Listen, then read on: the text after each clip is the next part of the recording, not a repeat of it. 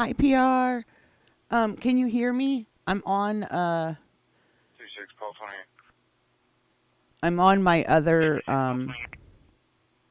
streaming software Yeah, because someone signed me off, but I'm still here. I'll sign back on. I wanted to be able to Yeah, stream 26 more call than 28, one okay. window.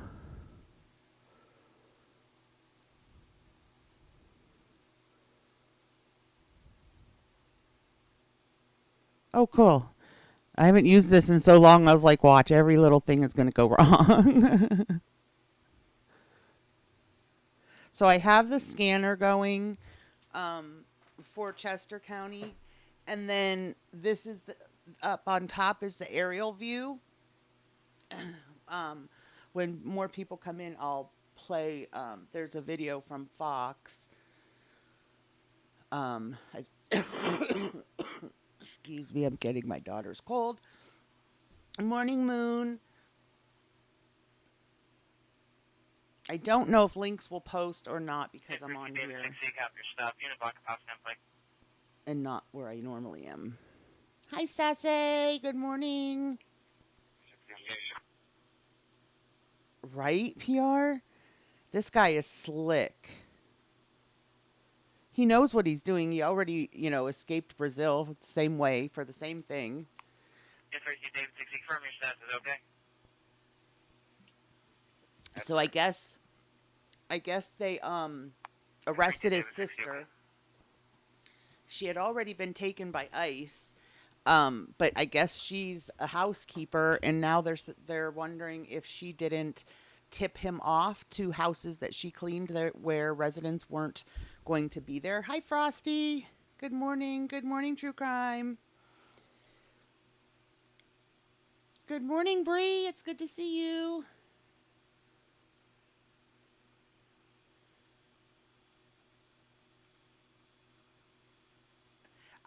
There is a few of them, Moon, that are fairly close, pretty close, actually.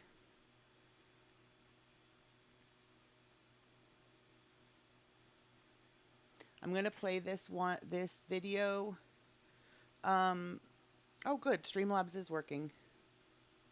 I've been watching this for days, waiting for them to. I know. Do you think he's gonna survive it though? See, I don't think he's going to. I don't think he's gonna come out of this alive. Good morning, Bella. I know I've been hooked on this probably because it's in my state and stuff, but um, luckily I'm like 6 hours away, but I do have family near there.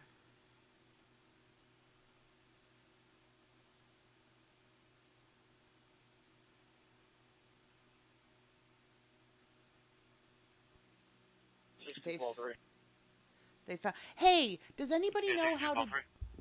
Does anybody know how to work? I to my location for the request. Carlotta's probably not even up yet. Good morning, Polly. Grand Cherokee. Yeah, I think so too, Frosty. All he has to do is all he has to do is hesitate for a second, Frosty, and they're gonna shoot. Yeah, 16 Sam 40 center report to your MDC. Right, same. Bridge, is that you? I don't think I've seen you on that profile in forever. He survived months in the rainforests of Brazil. Yeah, this guy's outsmarting them big time. I lived in the area during the DC sniper. Ugh, and that was awful. I hope they find him soon. Oh, good, Carlotta. They did not catch him, but I have the flight radar, and I did the 7-day free trial, but I don't know how to find the helicopters. Like, there's got to be some sort of search feature or whatever to find them. I can't find them. I can zone in on like Chester County. Okay, hi, Bridge. I was like, I think that's Bridget. Copy, thank you. Oh, this is wrong. This right here. This is all right. Well, I'm not gonna change it yet because we're gonna watch this video. Um, I don't know if they talk about it in this one or not, but yeah, so they arrested his sister because first of all, they both were illegals. So ICE picked her up. She wasn't cooperating or helping. So they were, kicking her out of the country or whatever, but now they're wondering if she hasn't been helping him by telling him, homes that it's safe for him to break into.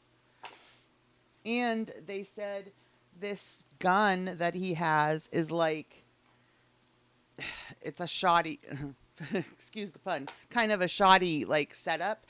It's got like tape holding on a flashlight and things like that. Aircraft type. Oh my goodness, Bridget, I love you. It's number 4 on the list, so find the list. Okay, let's see. I'll put it up here.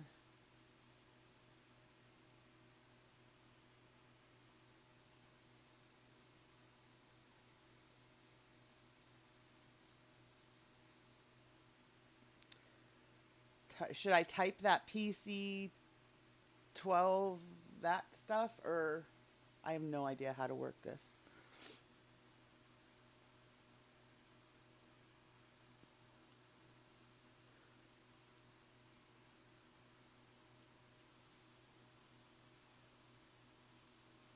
It's number 4 on the list to find. How do I find the list? It's number 5 now. Good morning, Jilly. How do I get to the list? See, I told you this is like totally new.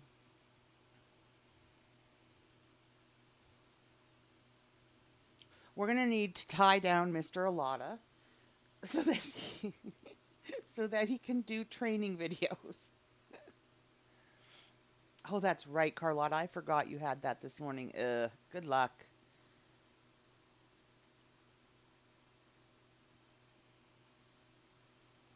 Horsies, I know. Poor horsies, though. I hope the horses don't get... 140. I'm worried more about the horses. 140. 140. West Lancaster Avenue at King Street. West Lancaster Avenue at King Street for accident property damage. 3 vehicles. Cars involved there in a red Dodge Ram. Other vehicles, Big Jeep Cherokee and a Ford Explorer. They're blocking. 140. Helicopter. So maybe if I unclick this stuff and just do helicopter, I'll be able to find it.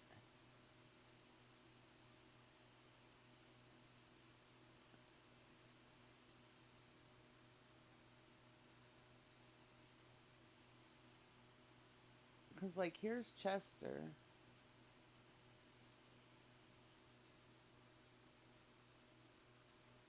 Good morning, Six. They did not capture him still. Good morning, Summer. Good morning, Annalyn. Guys, I don't know what I'm supposed to do here. Visibility.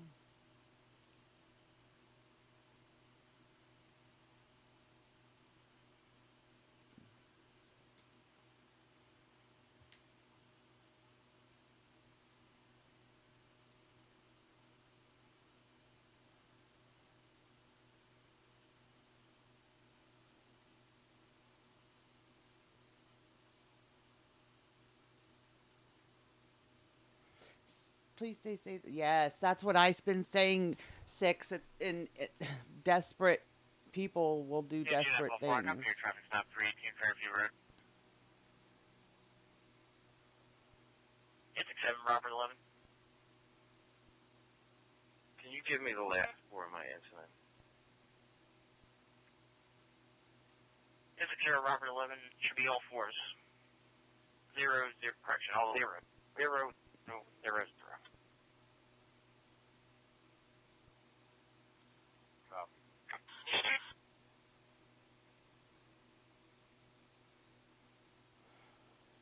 I've read about this in the news. He's all clean shaven now and is operating a white. Yes, he ditched. Well, unless he took another one through the night, which Tom 87.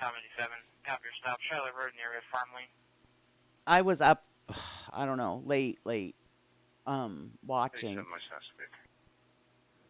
Tom 87. Okay. But I didn't see him getting another vehicle. I know he ditched the white van. Yes, that's the police radar or the police radio, Polly. Good morning, Josh. Yes, he ditched the van. I'm trying to figure out this flight radar so we can get up the. I have it. I just don't know how to get up the list. Flight by live. Flight by.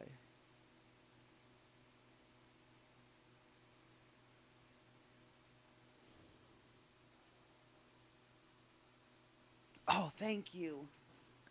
All right, let me pull up a window that's not showing to everybody. The stop's in front of Fairview Elementary.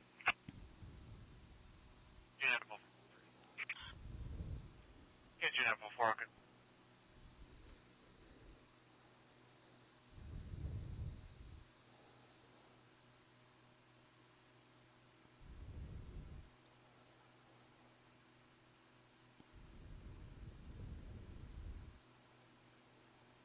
Bridget, you are a gem.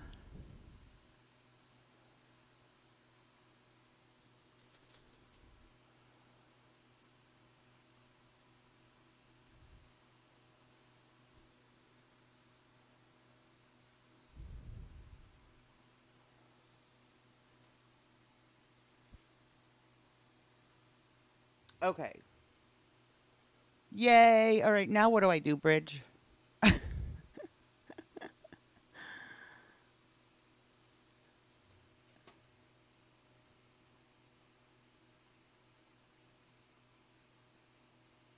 Oh,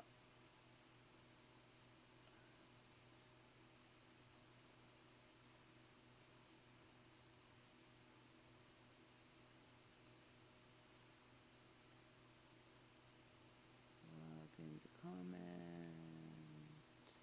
Oh, log in. Hold on, let me move this.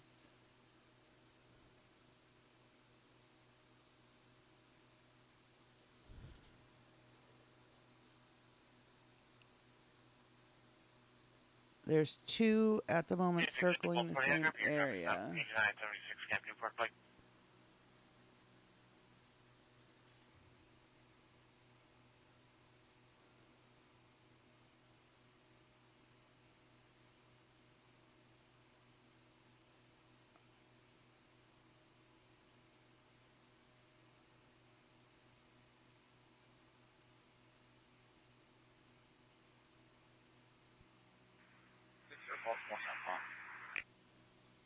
It's scary knowing that there is a very dangerous man. I know.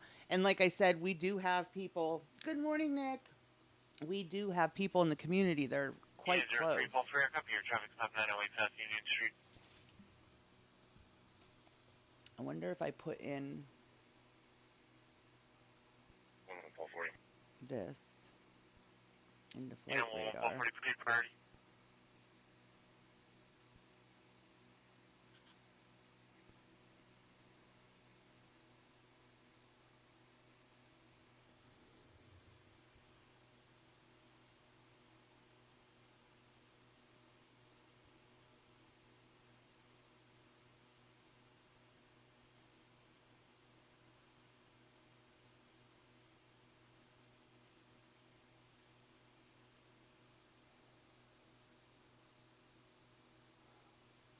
There's some other YouTube creator who also lives in the area that has not been able to go to work. Not sure if it's a scam. See, that's so sad that we have to even think that way, though, you know? Cameras are everywhere. I hope the people are reporting all sightings.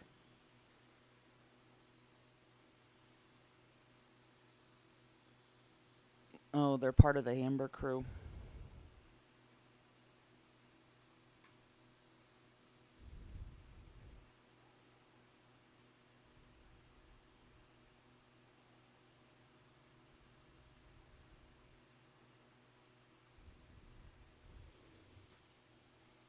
This will be a community. Oh, yeah, definitely.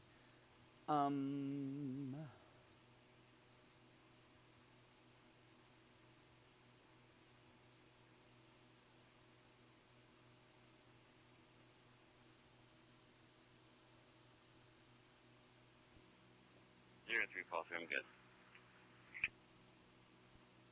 Yeah, 03 pulse 3, okay. All 34, copy your stop, 800 block of We are Harlem, in the Silver. office waiting for the man in the white coat to enter the room. Yay. Oh, I hope it goes fast and over with for you, Carlotta. Those are the worst. Yeah, 3942. Okay, so I'm going to play this. Um, this is kind Yeah, of like 3942. I think it's Traffic kind of, was an accident on West let Lancaster me Avenue and King mute Street. our, West Lancaster Avenue and King Street. They're advising that it's going to be yours. let me mute, if I can find it. There we go. Let me mute our scanner while we play this. Points in and over the city of brotherly love, Philadelphia, Pennsylvania, where just outside the city in eastern Philly, in Chester County, the search continues for convicted murderer Danelo Cavalcante, and it's coming up on 2 weeks since he escaped from that correctional facility.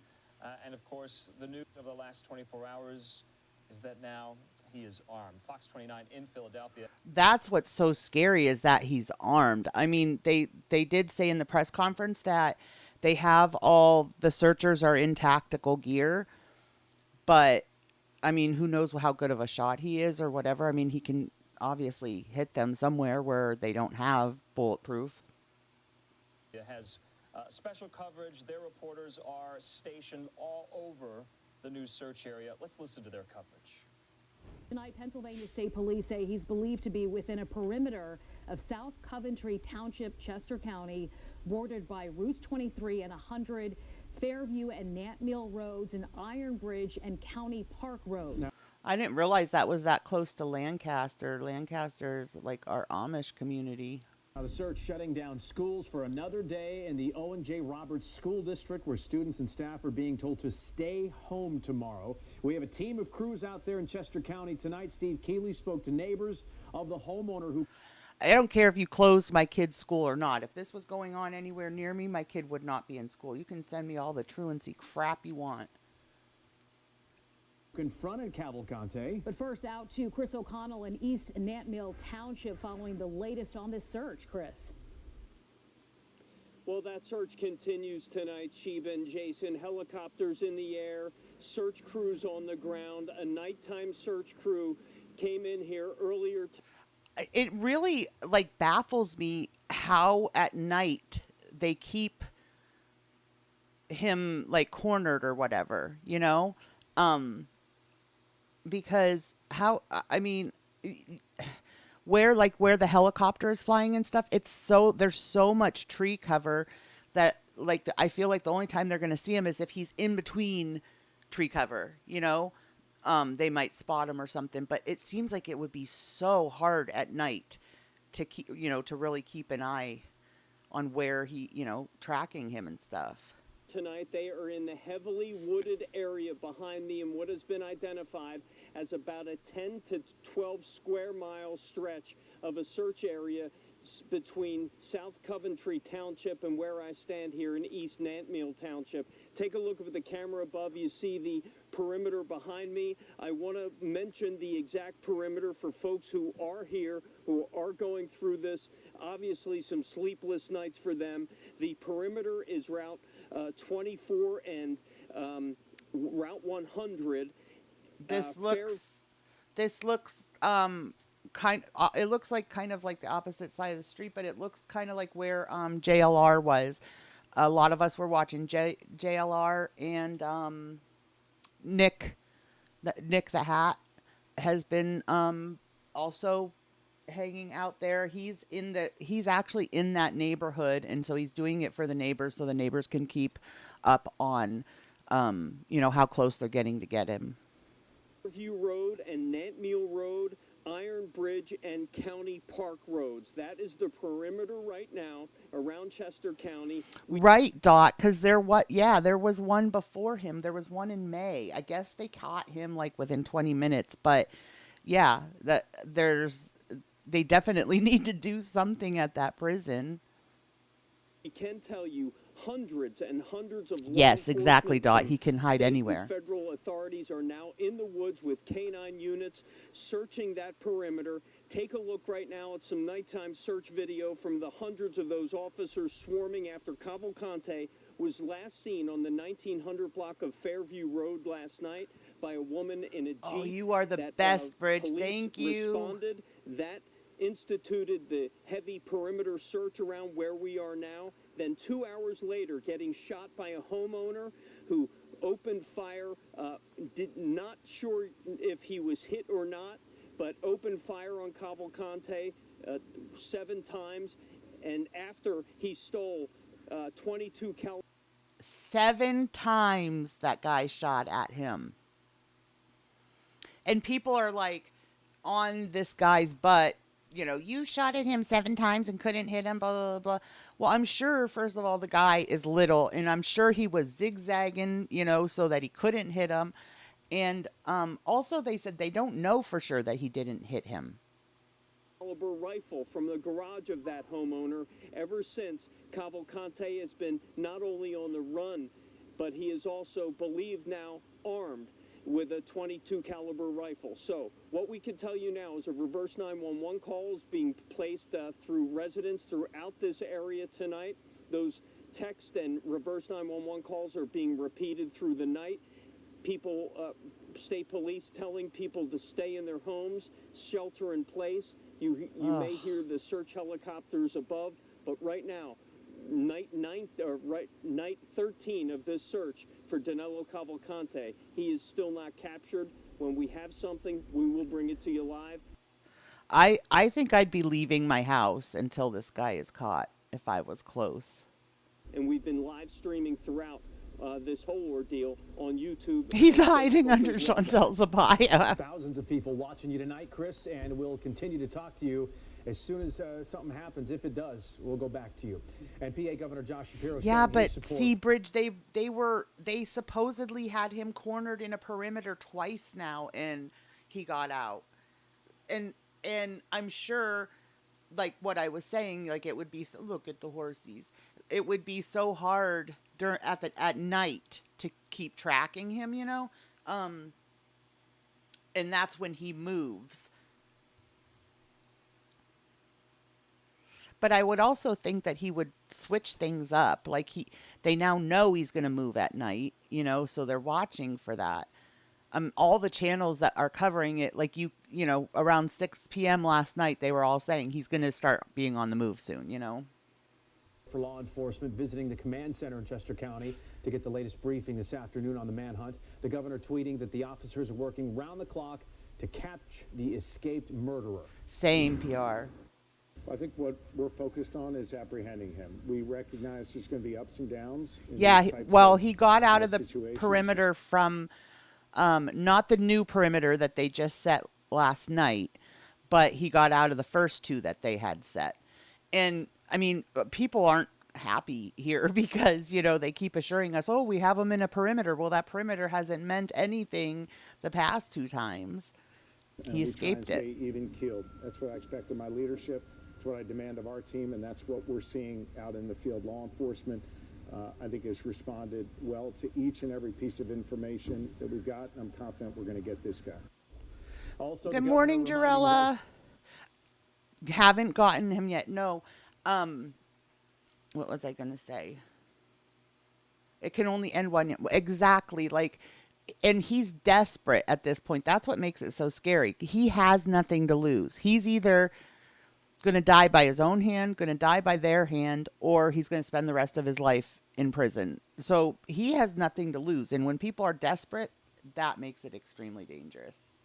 Residents near the search area to remain vigilant and to alert police immediately if you see anything suspicious. Steve, you spoke with some people in the search zone who say they exactly, Moon. Chances. Yeah, we're right on the edge of the perimeter, and for the past 2 weeks, anywhere around here, we've seen lots of law enforcement heavily armed. Well, we went back to the street where Cavalcante was last seen, and tonight we met some heavily armed homeowners. Yep. I think everybody needs to be protected.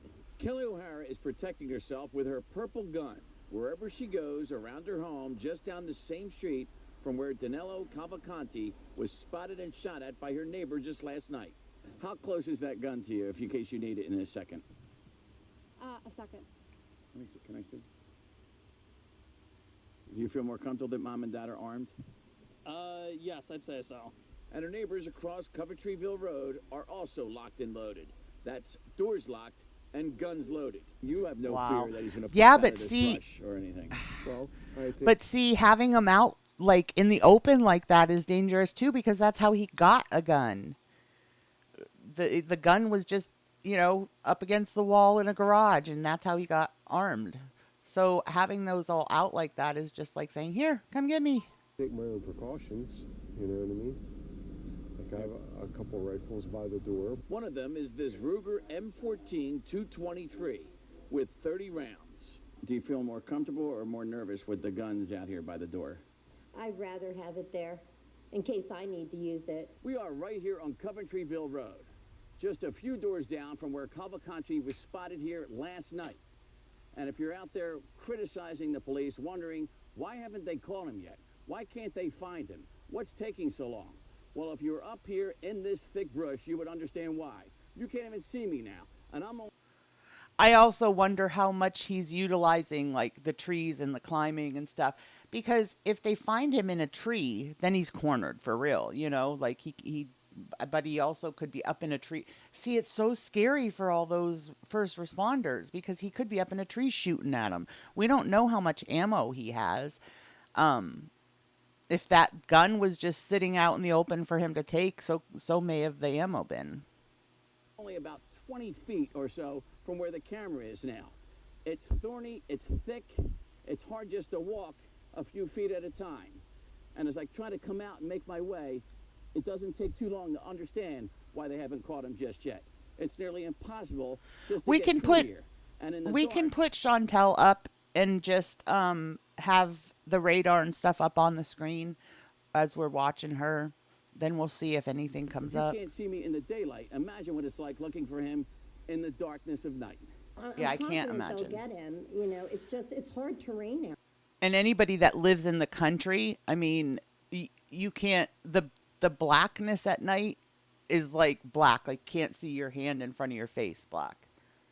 Out here, it really is. You get why they haven't caught him, because you know the land around here and how thick the brush and the woods are, right? Oh, absolutely. There's so many different places to hide. We have tons of woods.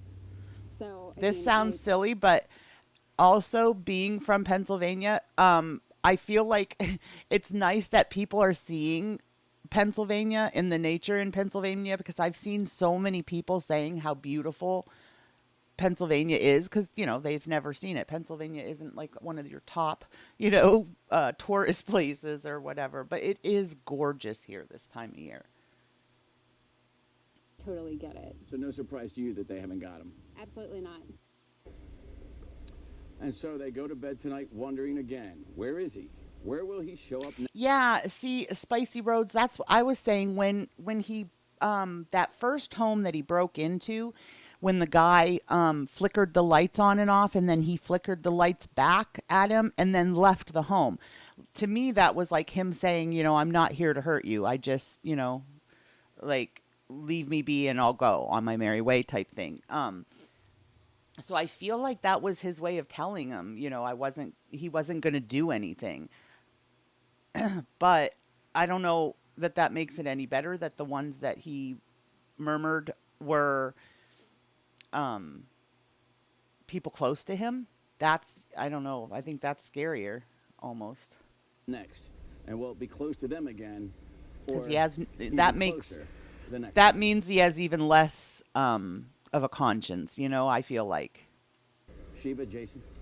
Great job painting a picture there, Steve, on just how heavy that brush is, and a lot of people saying, oh, how haven't they caught him yet? Mm-hmm. Well, that just told us you can't see anything. You have to almost rely on your ears to listen for it. Yeah, you almost need landscaping tools. Yeah, a machete or something. To be on the hunt, or a machete to be on the hunt for a Cavalcante. All right, Steve, thank you very much. We'll see you in a little bit. So somebody shot at him, Hannibal. Good morning, Hannibal. Somebody shot at him 7 times, but they don't know if he was actually hit or not. But he is armed now, and they said the shotgun that he stole, it's kind of, for lack of a better word. It's kind of a shoddy ordeal. It's like got like a flashlight taped to the gun. It's sawed off. And they don't know how much ammo he has. Cavalcante escaped from the Chester County prison by scaling a prison wall. There were reported sightings on days 3 and 5, not far from the prison in Pocopson Township.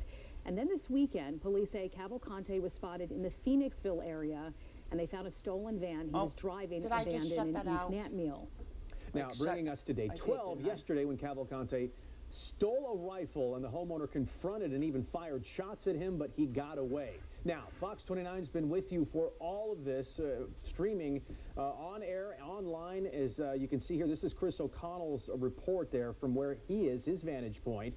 You can see there are lots of authorities on this particular road. He is inside or near the search zone. You can follow Chris anytime and watch his live stream on our YouTube and social media pages as well. And that is in East Nantmeal Township. We'll send it over to Kathy right now. So, Kath, this is not what the search teams want to hear, but we have... All right, we thank our team there at Fox 29 in Philadelphia. Of course, they have team coverage, and they are stationed all at these locations where the search is being conducted, especially. He has a temper, it seems, but a desperate chased person. Yes, exactly, Spicy. As well. They'll, Andrew Kraft, thanks for being with us. They're willing to do just about anything to stay out of prison.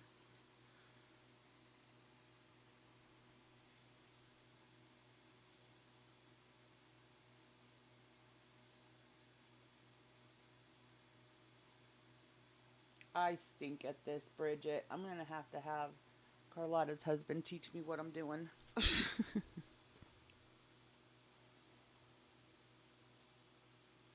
Oh, he has my 8-shot Moss with the flashlight and extra ammo on the butt. See, that's what worries me is we don't know how much ammo he has. So 6, apparently where he moved to now, because he was in that same kind of like 3 miles or whatever close to the prison for the majority of the time, and then Sunday he started to move and he got 20 to 25 miles farther, and that area that he went to he is more familiar with.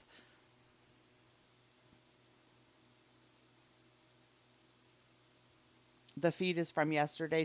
See, I hate that. I was noticing that last night. You could tell because it was daylight on the aerial feeds.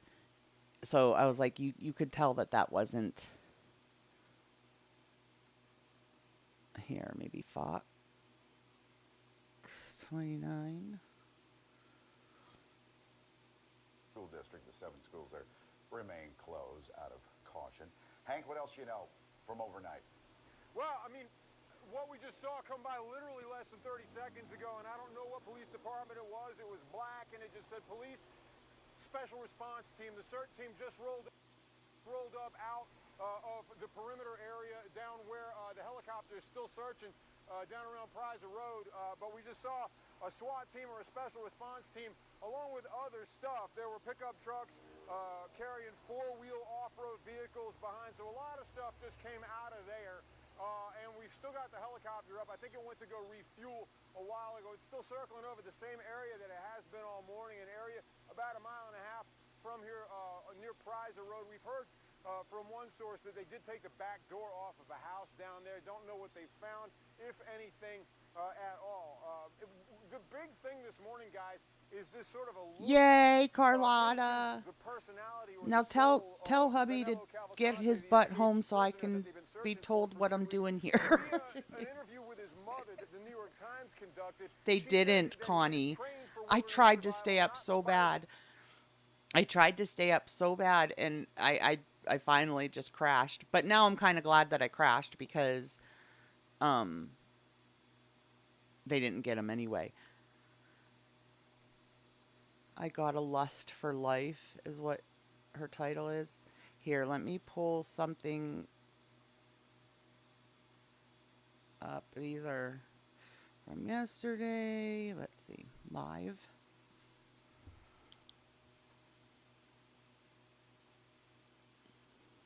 conducting a multifaceted investigation which includes strong investigative and technological components. Those aspects become even more important now. We will aggressively I'm going to go back, guys. Oh, it doesn't look like we missed much of the press conference. Heading out to a quick commercial break. We'll be back in just 2 minutes.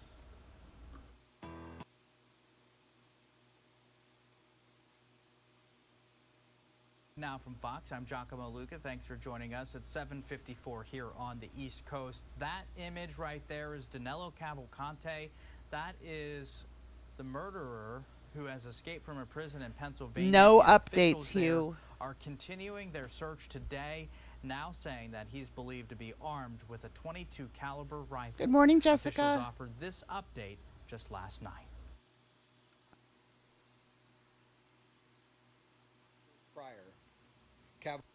Oh, this is from last night. Spoke with the individual via a video doorbell at that residence and inquired about meeting with that individual. The individual was at dinner with his family and did not respond to meet Cavalcante. Cavalcante left that residence. The homeowner eventually returned home, reviewed his doorbell recording, and called local police. PSP was 12:30 in the morning on September 10th. I don't have a feeling one way or another yet, Carlotta. Yesterday, everybody was asking in their streams, is today going to be the day? And I was like, nope. I just didn't feel it yesterday. I was like, nope, they're not getting him today. But today, I don't have a feeling yet. This was our first indication that Cavalcante had been able to travel from the area of Longwood Gardens. That's my fear, Nick, because he did it once. He did it in Brazil. Photos of Cavalcante were downloaded from a video doorbell and have already been provided to the media. And some of those photos are here adjacent to the podium. You will note that Cavalcante is now clean-shaven and wearing a bright green hooded sweatshirt. Investigators were also made aware of another sighting in the Phoenixville area in which Cavalcante appeared at a residence of another old work associate at 10:07 p.m.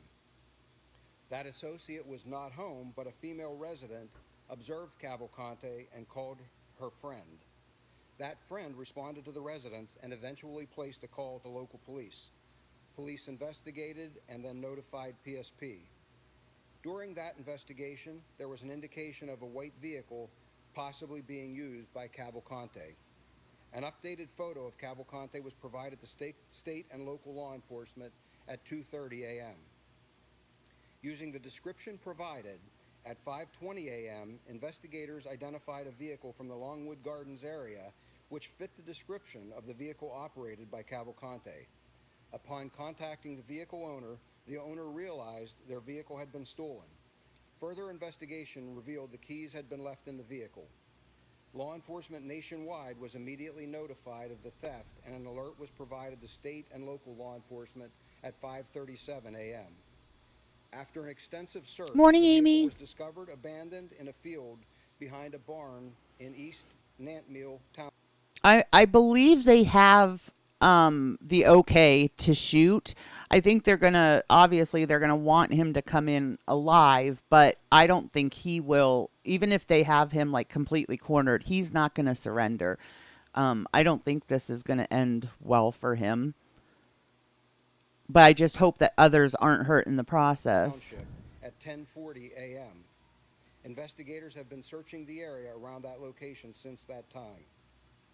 We are obviously very concerned that Cavalcante has or will attempt to steal another vehicle to facilitate his escape. As a reminder, we ask for the public's help by familiarizing themselves with the updated photographs and description of Cavalcante. To be honest, if I had seen him clean shaven like that, I could have walked right past him, and I'm not good like that. Like if he changed to his appearance and was freshly shaven now, like in these photos they're showing, I would have walked right past him and never recognized him. I think he looks so different without his facial hair. Cameras they have, and to call us immediately if they believe they may have seen him. Again, we ask residents to please secure homes, outbuildings, and vehicles. This most recent incident is a reminder that he will take advantage of any opportunity to obtain items he needs. it is also imperative that I'm anyone not with in any information way condoning shooting him if you see him, but I think that anybody could at this point, Hannibal, and it would be like an open and shut case. Like, we know he's armed. We know he has committed murder more than once. So I think you'd get a pass if anybody, found him on their land and shot. about Cavalcante, contact us immediately so we can act on it in a timely manner. I have told you from the start of this manhunt that we were conducting a multifaceted investigation which includes strong investigative and technological components. Those Josh, welcome back. Welcome back. Welcome back. We will aggressively continue this investigation Hey, Hockey. with our federal, state, county, and local partners until we successfully bring Cavalcante back into custody. Cavalcante is considered extremely dangerous. That's what Nick was calling it last night, and I'm like, that is so much easier because it's so close, And there is a reward of up to $20,000 offered for information leading to his capture. Anyone with information is asked to call our tip line at... If nothing else, Nick, he'd see us all coming with our brooms and run. 717-562-2987. 717-562-2987. I know this is an extremely stressful time for the community. I assure you, we are doing everything possible to bring this to a successful resolution as quickly as possible. I also want to make mention of a special thank you to Longwood Gardens. I will tell you that for some time, the past several days, we have had to essentially take over that property, and they have been very, very accommodating, and I appreciate that. Not everyone and not every business or organization would be as accommodating as I might. them. And with that, I will be happy, and as will the others here, to take any questions that you may have. How do you allow this to happen? I mean, you had 400 officers within this perimeter. You had it closed down to a 4 square miles, I understand it. Yet he somehow slips through this perimeter and then is spotted in Phoenixville. How do you explain that? Well, what I would tell you is that, as I've said from the very beginning, there are a number of challenges in any investigation. No perimeter is 100% secure, ever.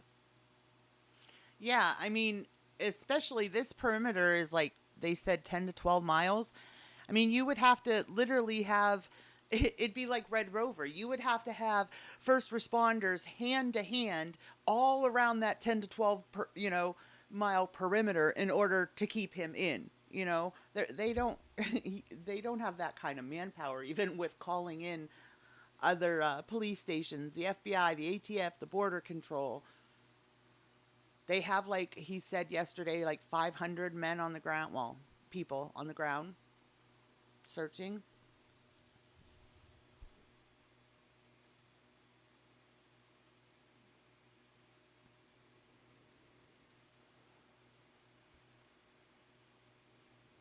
Several years prior, Cavalcante spoke with the individual via a video doorbell at that residence and inquired about meeting with that individual. The individual was at dinner with his family and did not respond to meet Cavalcante. Cavalcante left that residence. The homeowner eventually returned home, reviewed his doorbell recording, and called local police. PSP was 12:30 in the morning on September 10th, 2023. This was our first indication that Cavalcante had been able to travel from the area of Longwood Gardens. Photos of Cavalcante were downloaded from a video doorbell and have already been provided to the media.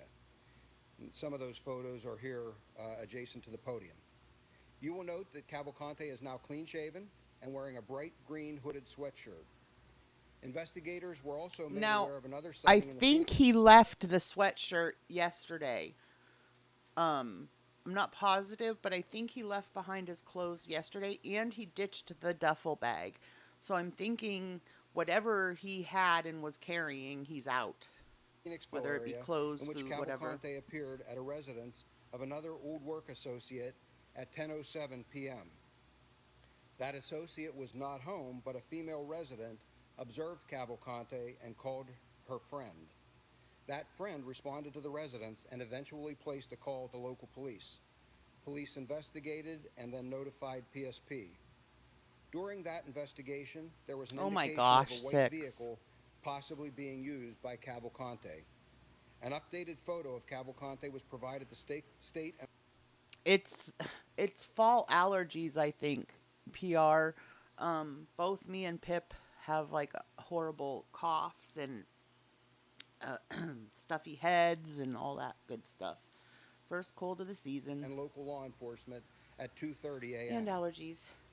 Using the description provided, at 5:20 a.m., investigators identified a vehicle from the Longwood Gardens area which fit the description of the vehicle operated by Cavalcante. Upon contacting the vehicle owner, the owner realized their vehicle had been stolen. Further investigation revealed the keys had been left in the vehicle. Law enforcement nationwide That was bright with immediately a notified of the theft. prisoner and on the alert was loose. provided to state and local law enforcement at 5:37 a.m.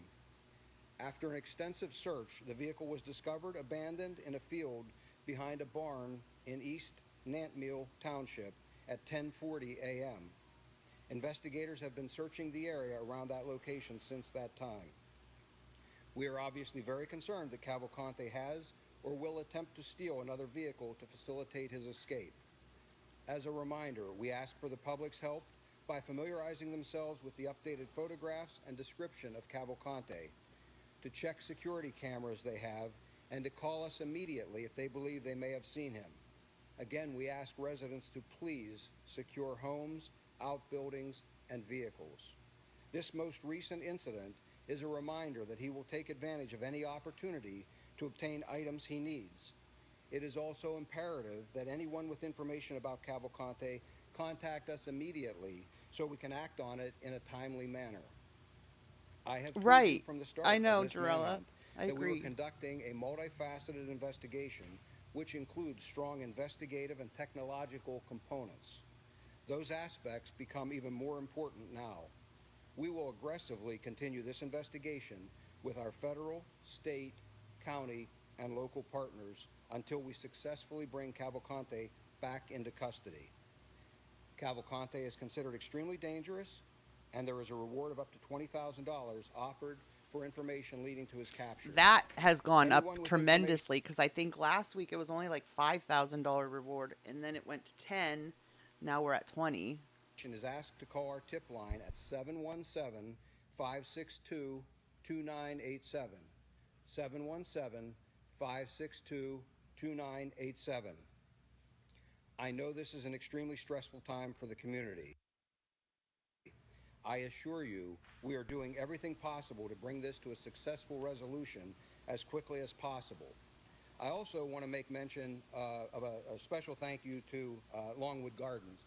I will tell you that for some time, the past several days, we've had to essentially take over that property, and they have been very, very accommodating, and I appreciate that. You know, not everyone and not every business or organization would be as accommodating, and so I thank them. And with that, I will be happy, and as will the others here, to take any questions that you may have. General, how do you allow this to happen? I mean, you had 400 officers within this perimeter. You had it closed down to 4 square miles, I understand it. Yet he somehow slips through this perimeter and then is spotted. What? Subject in custody. Well, what I would tell you is that Where? as I said from Where the is very it? Where is beginning, it? Where there are a is it? number of Hold on, let me go challenges back to in any news. investigation. No perimeter. Oh my gosh, did they really get him?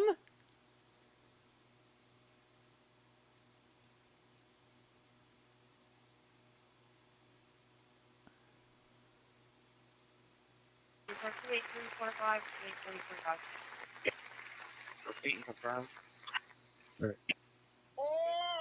Subject is in custody. Confirming he is in custody. Oh my gosh, he's in custody. 221 Sam on your status. Yes, okay. Oh, I have our scanner. Stupid scanner is muted. Subject is in custody, baby. And we were here to see it out. Subject in custody. You heard it. We're going to play this one back because this is going to live with us forever. CP to all units on the perimeter. Subject is in custody. Confirmed subject is in custody. Oh my gosh. And he's alive. 221 Sam on your status. Okay. That playing was it back for you guys. uneventful. Negative, I don't have access to the ERT channel. You said the subject is in custody. Yes! 3-4 is their number. They got him, guys. Yeah, it's right Apple 6. The caller advice has been going on for 2 or 3 days, saying that staff is aware he's calling, and they're following him.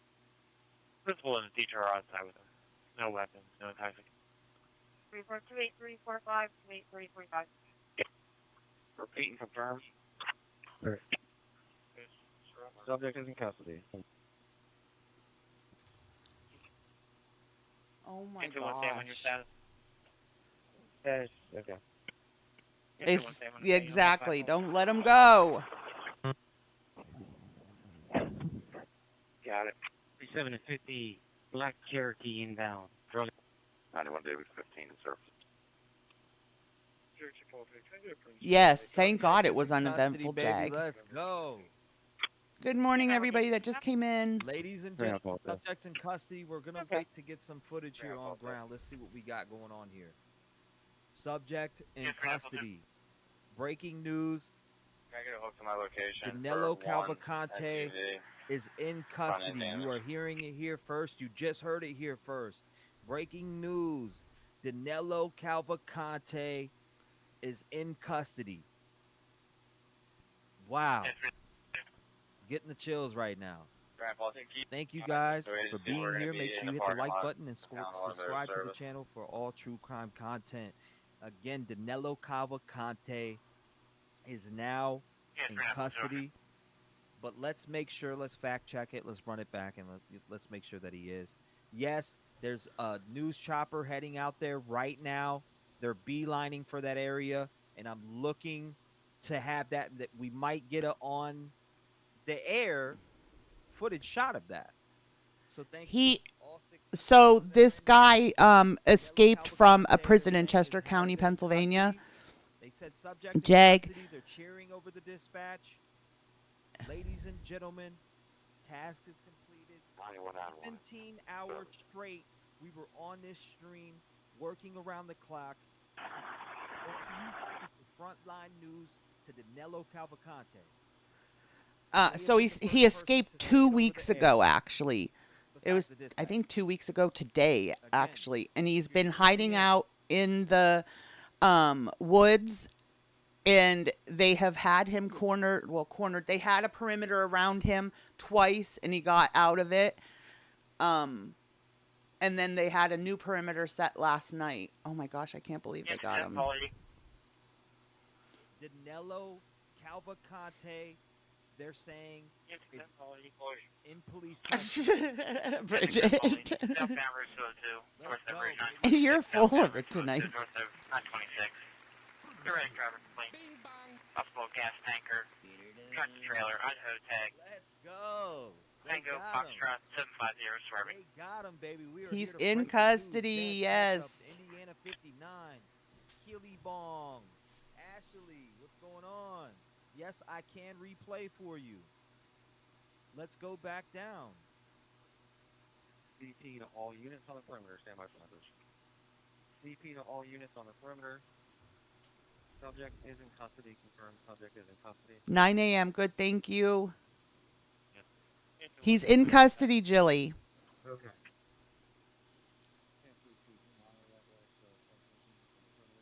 Negative, I don't have access to the ERT channel. Well, so they got him. Is she begging for money to get home, Bridge? 3-4 is their number. 14 unit, you're on Central. Yes, that's confirmed. The caller advice has been going on for 2 or 3 days, saying that staff is aware. Good morning, Ghostface. They got him.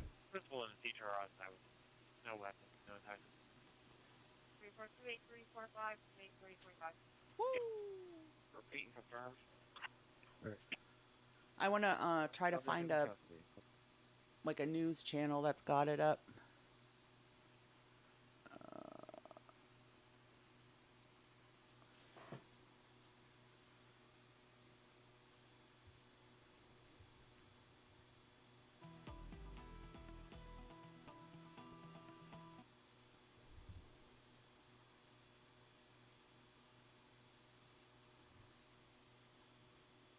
RA is going to be coming on.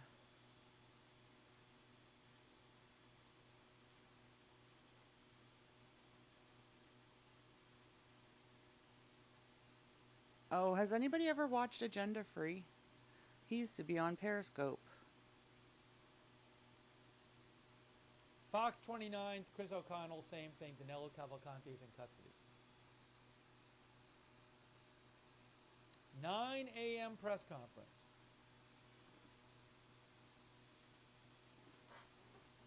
Dang, that was quick. They scheduled that conference quick. Let's listen to it again, shall we? This was fun. Check this out. Repeat and confirm. Hold on. CP to all units on the perimeter.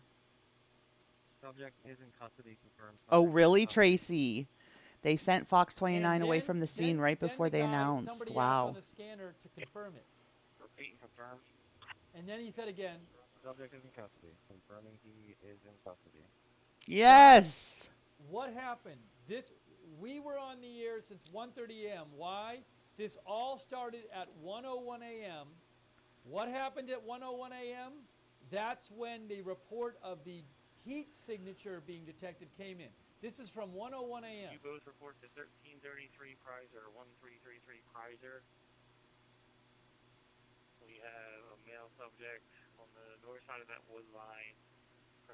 Yeah, for sure. I know I do. Hi, Coma Black. And I think some... Address is 1333 Prizer. You make a left off Prizer going northbound on 100. It should be the first residence on the right. So at 1:01 a.m., police said on the scanner, they said, we got a guy on it. They said, we think we have a guy, basically. We have a heat signature. And they had a drone up there, a thermal scanner drone at Is that better, Jarella? Can you hear him better now? night. And it detected the heat signature of a person. And for the next half hour on the scanner, you could hear them say, oh, the heat signature is going here, the heat signature is going here. And they were tracking this heat signature in real time on the camera. And they were trying to flush them out of the woods, but then they had to bring their drone down because the weather was bad. But maybe they put the drone back up. But they tracked this guy for a while, and then, you know, they brought police in there like immediately to surround that wooded area. They brought a police helicopter, showed up by 3 a.m. And we were just saying, it really sounds like they think somebody is in there.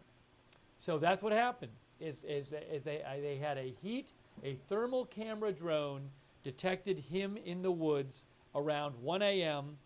They brought a huge amount of police. They surrounded the area, and they kept using the drone to see where he was going. And it sounds like they basically boxed him in the area. I don't know how they took him into custody, but they had a helicopter there. They had a plane there. Yeah, this was the this right here was at 1:30 a.m. This is where they were saying about a couple posts about the heat signature.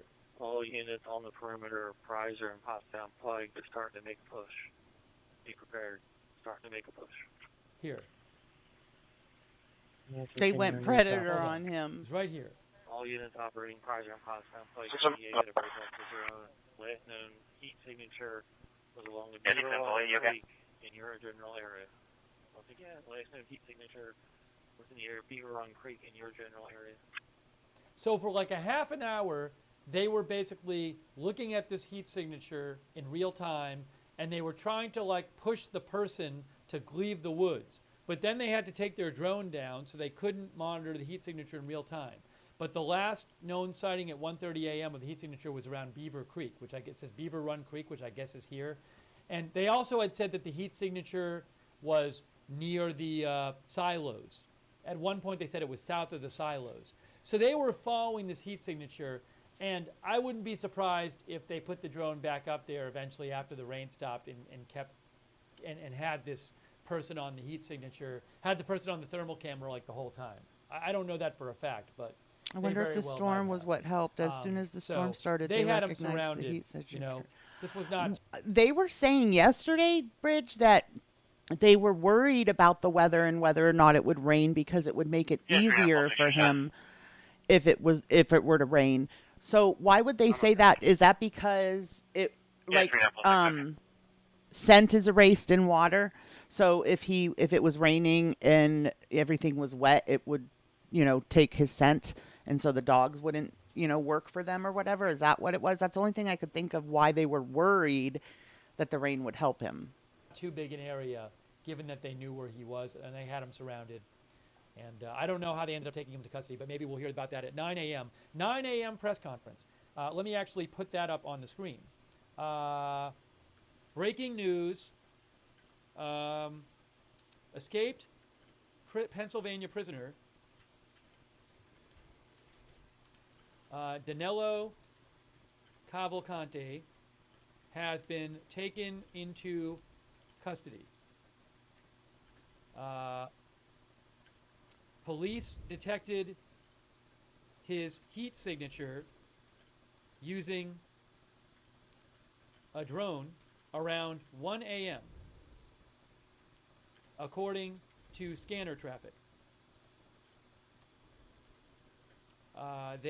Police surrounded the area, a wooded area where the heat signature was detected, and he was taken into custody. Yeah, 3346, copy your stop, 800 block of Country Lane, Christian Country Road. The noise from thunder could also make it harder. Custody hours later. A press conference is coming up at 9 a.m. ET. I'm putting that on our red ticker up so people know. It's hard to steer when the drones get wet. The moisture and technology don't mix.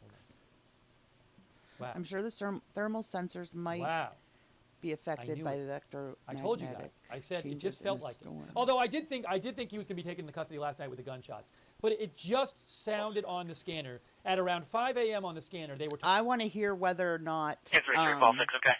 he was shot at all in that 7 shots. Talking about they were talking about watching the creek, waiting for him. Let me play that for you. That was around 5 a.m. on the scanner. We heard that, and it was like, oh, they think there's somebody there. Let's see if I can find it here. Where was that on the scanner? Yeah, 60 Sam 10, I copy your traffic stop 109 Cheyenne Road. Authority to make contact and clear that. It was before that. Yeah, 10-4. Yeah, right here. I got it. Listen to this. Friend goes to 17 David 25. Listen to this. 5 a.m. Just confirming. It looks like you're in a good spot. You can see Beaver Creek from your location. Just in case he flashes low down. Yeah, 10-4. PSP and I have been watching. Copy that. Thank you. Yeah, when we heard at 5 a.m., they were like, oh, you can see Beaver Creek from your location in case he, tries to go down the creek. And then the guy was like, yeah, me and the state police are watching that. That was 4 hours after they first showed up. And it just sounded like they really thought he was there. They were calling him he. I know, and then Tony. They brought out a helicopter there at 3 in the morning. Then they brought a plane out there. And right. It just seemed Angelic like Crusader. they were confident he was there. They got him. Good morning, Larry. So I'm really glad. This is great. I'm very happy for the people in Pennsylvania that this convicted murderer is in custody. I mean, just crazy. People had this convicted murderer running around,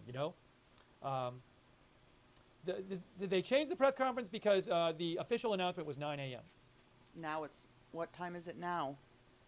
Trooper, the public information officer for the state police said 9 a.m. press conference. I don't know if maybe they changed the date. That's literally from the Pennsylvania State Police. I wonder if that maybe they changed the time. Yeah, I wonder if that was scheduled before they actually took him into custody, because that seems quite quick for them to schedule a presser. Did they change the time? I mean, look at this. This is the Pennsylvania State Police. Because they have been having daily pressers to keep everybody updated, and they have been doing morning ones. So I'm wondering if that was their regularly scheduled presser about it today. And now that he's caught, they have to reschedule him. Give him more time. Stern 83 just trying to kick and break windows. Assaulted one of the other residents there. Police announcing. Oops. All right, it says 9 a.m. Thank you, Tracy. They don't know if he's injured. The homeowner shot at him 7 times, but they aren't sure whether or not he was hit. So I'm kind of anxious to hear whether he was hit when they do go live. Sorry. I guess I'm behind on that.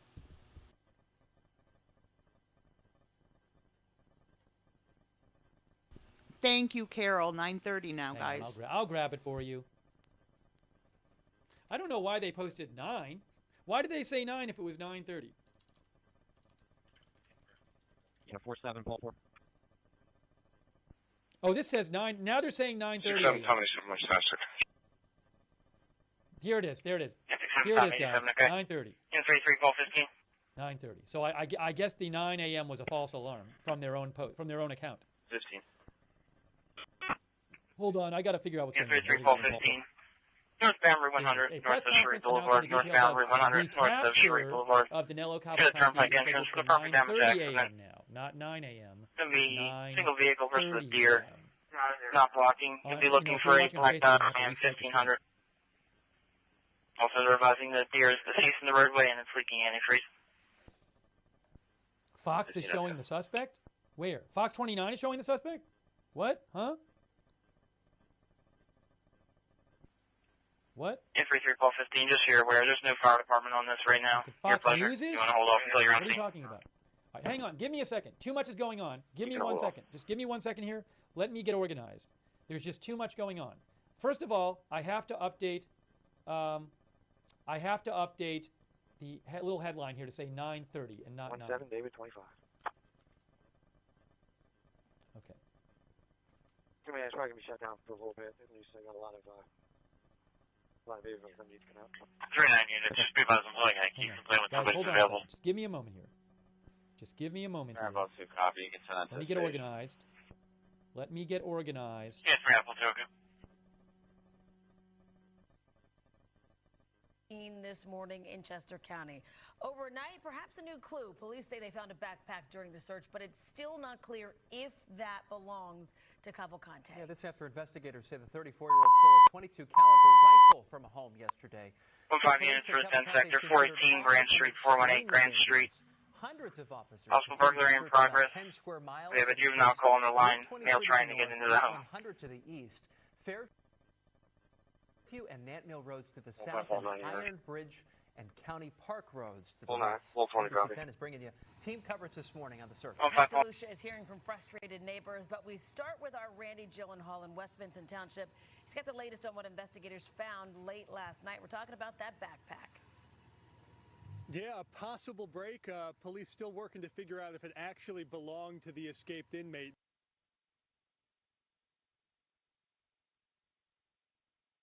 Here, look, hold on. I'll show you right now. Intel Doge just posted a video of it.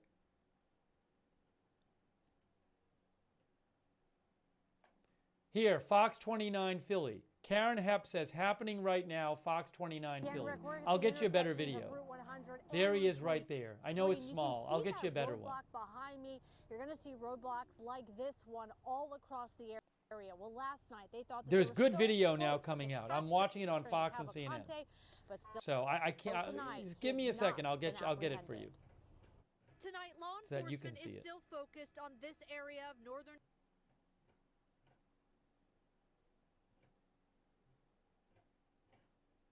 I'm waiting for one of the networks to post a high quality version of it. But it's up there. It's out there. 17, David 25, your message. I mean, it's probably gonna be shut down for a little bit. With that heavy rain that we got. A lot of vehicles that need to come out. Yeah, they're cutting his on Fox. They're showing his shirt getting cut off. This video is just coming in now. So they have him, they're putting into the truck, and they're cutting his shirt off. There will be this video. It's going to take me a minute. I can't steal Fox News' stream, and I can't steal CNN's stream. But it'll get posted.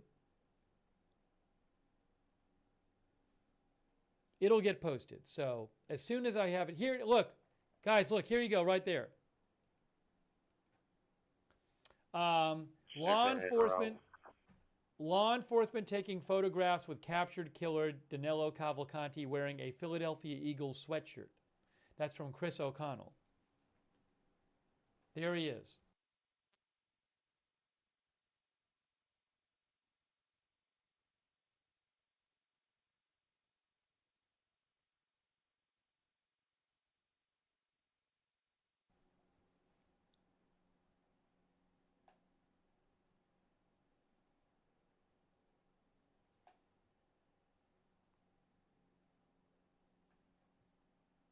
That's before they cut off his shirt.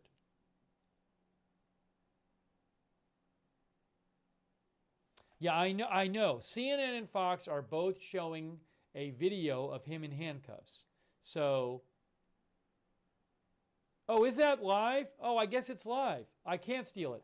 CNN and Fox are showing a live shot of him in handcuffs. Okay, so I can't steal that, guys. But I'm sure that video will be posted soon.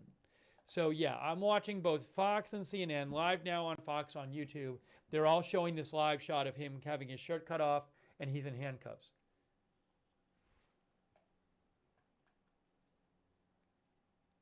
Hang on a second, I'll show you something real quick. It's probably not going to work. Is that going to work? There. Oops, hold on.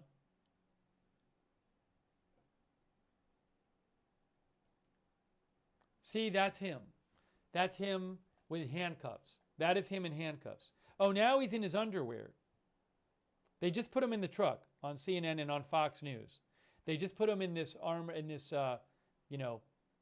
armored paddy wagon. They just put him in.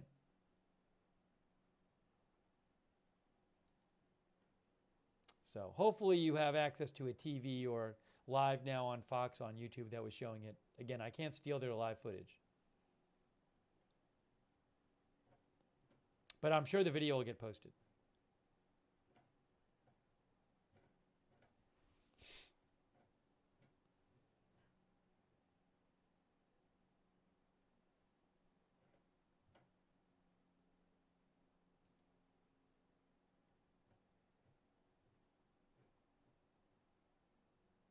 Hang on a second here. All right, at 8:23, we do have some very. Reese sent me this. I guess this is a screen. 14th day. We believe that this manhunt may have come to an end just a few minutes ago. Yes, we are hearing that police are saying they have Danelo Cavalcante in custody, and we're also hearing there's going to be an official update from police that's going to be happening at 9 a.m. So not long from now, and of course, we will have that here on Fox 29. But remember, they had more than 500, different police officers, state police, FBI.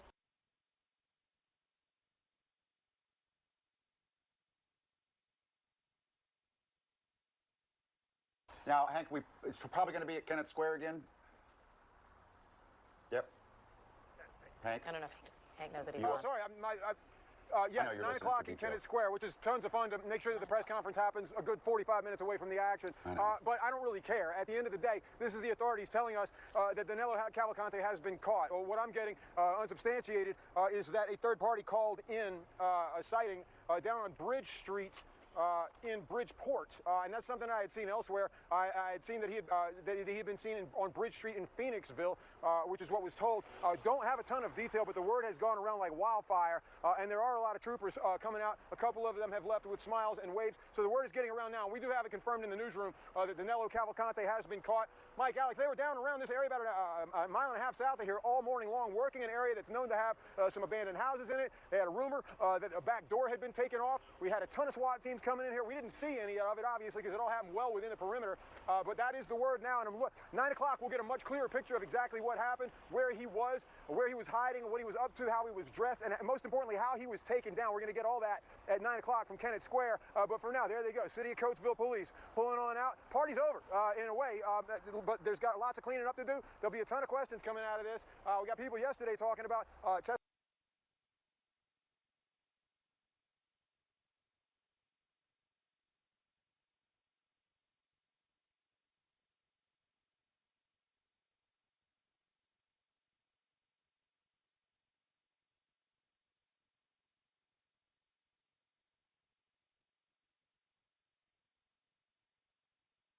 woods for someone to stumble over. I'm still shocked that he walked out alive. I thought he was coming out in a body bag. Well, it just goes to show that that's where he is right now. We saw a tight shot on him, a zoomed-in shot just a bit ago, and it appeared that he was bleeding from his head, so suffered some sort of injury while being captured, or maybe even before that, because like I said earlier, he did manage to get into somebody's garage and end up stealing a rifle, a .22 caliber rifle, and of course he is a convicted murderer, so when a convicted murderer gets his hands on a weapon, well, that's taking things to a different level. Thankfully, things appear to have settled down reasonably peacefully, as he has been captured without incident. We can say that now, but we're not exactly sure how this happened, because again, he is bleeding. But that homeowner, when he went into the person's garage just a couple days ago to get that rifle, that homeowner took a few shots at him, but didn't hit him, we think at this point. We saw them checking him earlier. They cut his shirt off. They probably were checking him for bullets, maybe any wounds or injuries. But this is a live look on the ground there in Pennsylvania. And like I said, Danelo Cavalcante, the convicted murderer and also wanted for homicide in Brazil, now back in police custody and on his way back to prison. And you just look at the sheer amount of folks out there, the police on scene there, just a lot of folks it took to track this guy down. He actually ended up breaking through their perimeter at one point. And you heard police say that perimeters are never completely secure. There's ways that people can get through them, and we saw that today, but police certainly staying on top of that and out in full force, plus many more. I mean, that is a lot of police officers we're looking at right now, and very likely it took even more throughout the past 2 weeks to get him caught, and that's the other key point. It did take a full 2 weeks with him on the run, with homeowners worried if he'd be breaking into their homes. He actually did break into people's homes, stealing some items and changing his appearance, so clearly trying to stay off the police's radar, as he did escape from prison, but it didn't work. Maybe it worked for a while, but the police, they got their man. He is in custody. We'll bring you any new details, and of course we'll have that press conference here later at 9:30 a.m. this morning, and we'll get into some of that. In the meantime, I do want to switch gears and go to some international news. Actually, I'm going to go to that interview I was playing earlier. We were talking about the impeachment inquiry that was announced by Speaker McCarthy yesterday. Going to make a hard switch. We're going to go back to that. I want to play that Politico interview that our Live Now team put together explaining this process and how this came about. It's not a big surprise, as they've been talking about a possible inquiry for quite some time, but it does appear that is now a go. Let's go to that coverage from our Live Now team. Take a listen. Politico reporter Nicholas Wu, he's been on this all day, and he joins me now. Nicholas, thanks for being with us. I know you've been quite busy today. This was a major story. My first question to you is, how is this going to look? Because there's been some back and forth on whether or not a vote on this to the full House was going to take place. It looks like that's not going to happen. So it's started, right? At least for now, you're right. There is not going to be a vote on this. Speaker McCarthy made it clear today that he sees this as kind of like a logical step in their investigative process. But at the same time,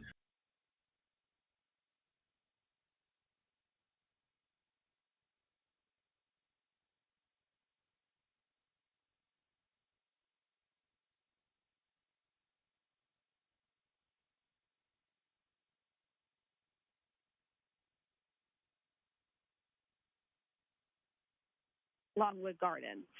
And the other day on Sunday, Lieutenant Colonel Bivens was asked about that, and he did confirm that they did receive blueprints from Longwood Gardens so that they could explore the piping that is, underneath there to see if there was a possibility that he entered through that piping system. Now, Friday night of last week, that's when they thought that he was in the perimeter of Longwood Gardens, right? And I was out there. We had to kill our live shot because there was so much lightning. And probably about 11:45, it was like a torrential downpour. And I was talking to Tom Kelly, who's one of our photographers that I was working with, and I said, he's going to use this.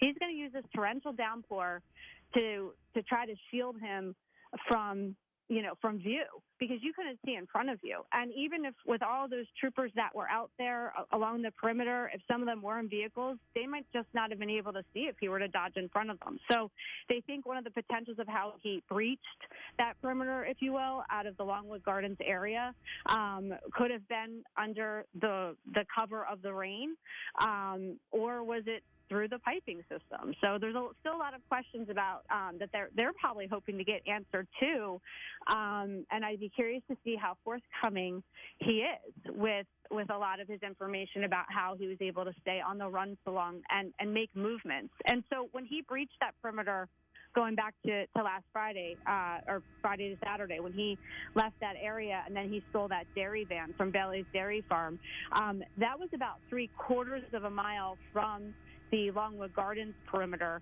And when he stole that van, that's where he was able to make it about 20 miles.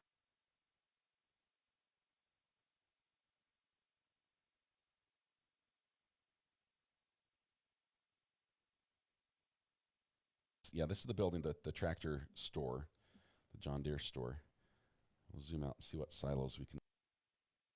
Miles to the East Dammit Township area. And so yesterday, in talking with one of the investigators, I said, well, wow, doesn't that makes it so that he's smart enough to move, he's smart enough to get out there. And the investigator said something very telling to me. He said, yeah, but he wasn't You're smart right. enough Thank to you, drive Carlotta. away from, I drive must out have of accidentally Pennsylvania. hit it.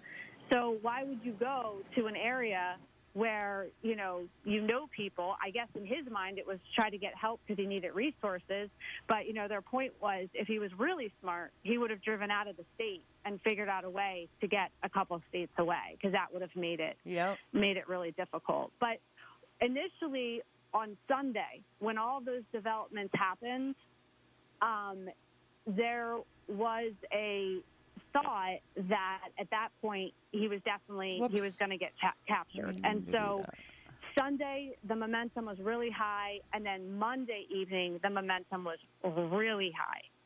And I will also tell you that investigators were really concerned, and that's an obvious conclusion you can come to, obviously, because there was a homeowner who fired shots who was put in danger because he was in front of this escaped murderer who now, had stolen his weapon. So the cause for concern has always been high by investigators, but the desperation and its level of desperation, as that climbed to get higher, there were fears about who could get hurt. Could a member of law enforcement get hurt? A member of the community get hurt? And as they inched closer and closer and this kept going on, the odds of that happening were higher. So they found him. So many questions for Danelo Cavalcante. I mean, this whole escape has just been, it's fascinating to watch from a media perspective. Just the fact that there's a press conference at 9:30, Kiki. The sheer will to be able to climb up over a wall, run across a roof, jump out, walk onto a main road in plain sight, calmly. They initially said the reason why he was spotted was that it was a prison employee that was driving by that happened to notice him because of what he was wearing.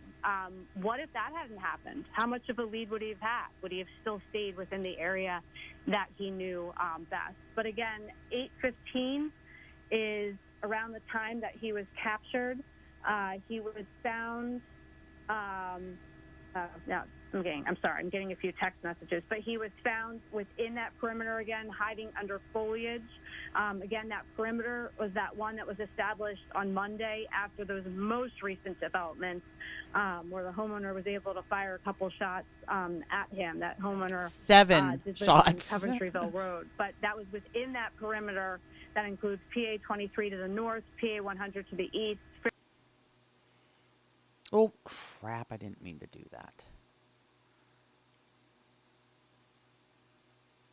In this image somewhere, there's an officer that's carrying a rifle with a wooden stock and a long scope on it. I think that's the one he took. A sniper, but on second thought, they don't carry those types of guns. Wow, I can't believe he's alive and they got him. The gun right behind him, just almost 12 o'clock above him, 2 people away. That appears to be the rifle he had. It doesn't look like a short barrel. It looks like a standard size. The grip is shortened. It's a short stock, so it's like a pistol grip or a converted rifle into a pistol grip, possibly. But a good long scope on that one. The picture in the top left corner is the live picture of the vehicle, lights blazing, taking him to his new home. Wonder where they're taking him. They can't take him back to where he was. That's a it's an interesting setup. They don't know. I was saying I kind of want to wait. I kind of want to hear that in the press conference, Kiki, whether or not he got hit, because they weren't sure whether any of those 7 shots hit him. Really big for him, says Trudy Martin. They're not his shoes. That could be why. All right. I'm getting some This is becoming my favorite channel. Hump day train, one hump camel, let's get it going. Hump day camel. Oh my goodness! Can I do that, you guys? For those who are new here, please forgive me. This is Wednesday, and Wednesday we have a tradition of playing a Kiki, couple so sound effects, he and I think it's very originally appropriate, especially. He originally was in Brazil, and he was on the run for murder there. The same way here, like through in the woods and stuff like that. Somehow he made it out of the country, made it to the U.S., and he murdered his girlfriend in front of her 2 children. He had just been convicted to life without the possibility of parole about a month ago, and he escaped 2 weeks ago. I believe it was 2 weeks ago today, actually. Voice is now gone. It is Hump Day. It is Wednesday. It is Capture Day. I think we're going to rename it. Capture of Cavalcante ends the nightmare of the past 2 weeks. We thank every single law enforcement official at the regional, state, and federal level that was out in all weather conditions all day, all night. They went on to say that the Chester County prison officials have made some immediate changes to bolster security in the prison. I would like to say thank you to JLR and to Nick the Hat for their coverage too, because those men stood out there, stayed out there to all hours of the night to film. Have brought in security contractors to make permanent changes to the exercise yards and are reviewing 38 times, yes, procedures for Tracy. both security measures and communication to residents who live close to the prison. On Monday, I was at the news conference in Unionville, Matt, and I was speaking with law enforcement, and I said, now that it's been, at that time had been 12 days, now that it's been 12 days, this investigation has been ongoing, the search is ongoing. Where are we at with the Chester County prison, and where were the weaknesses?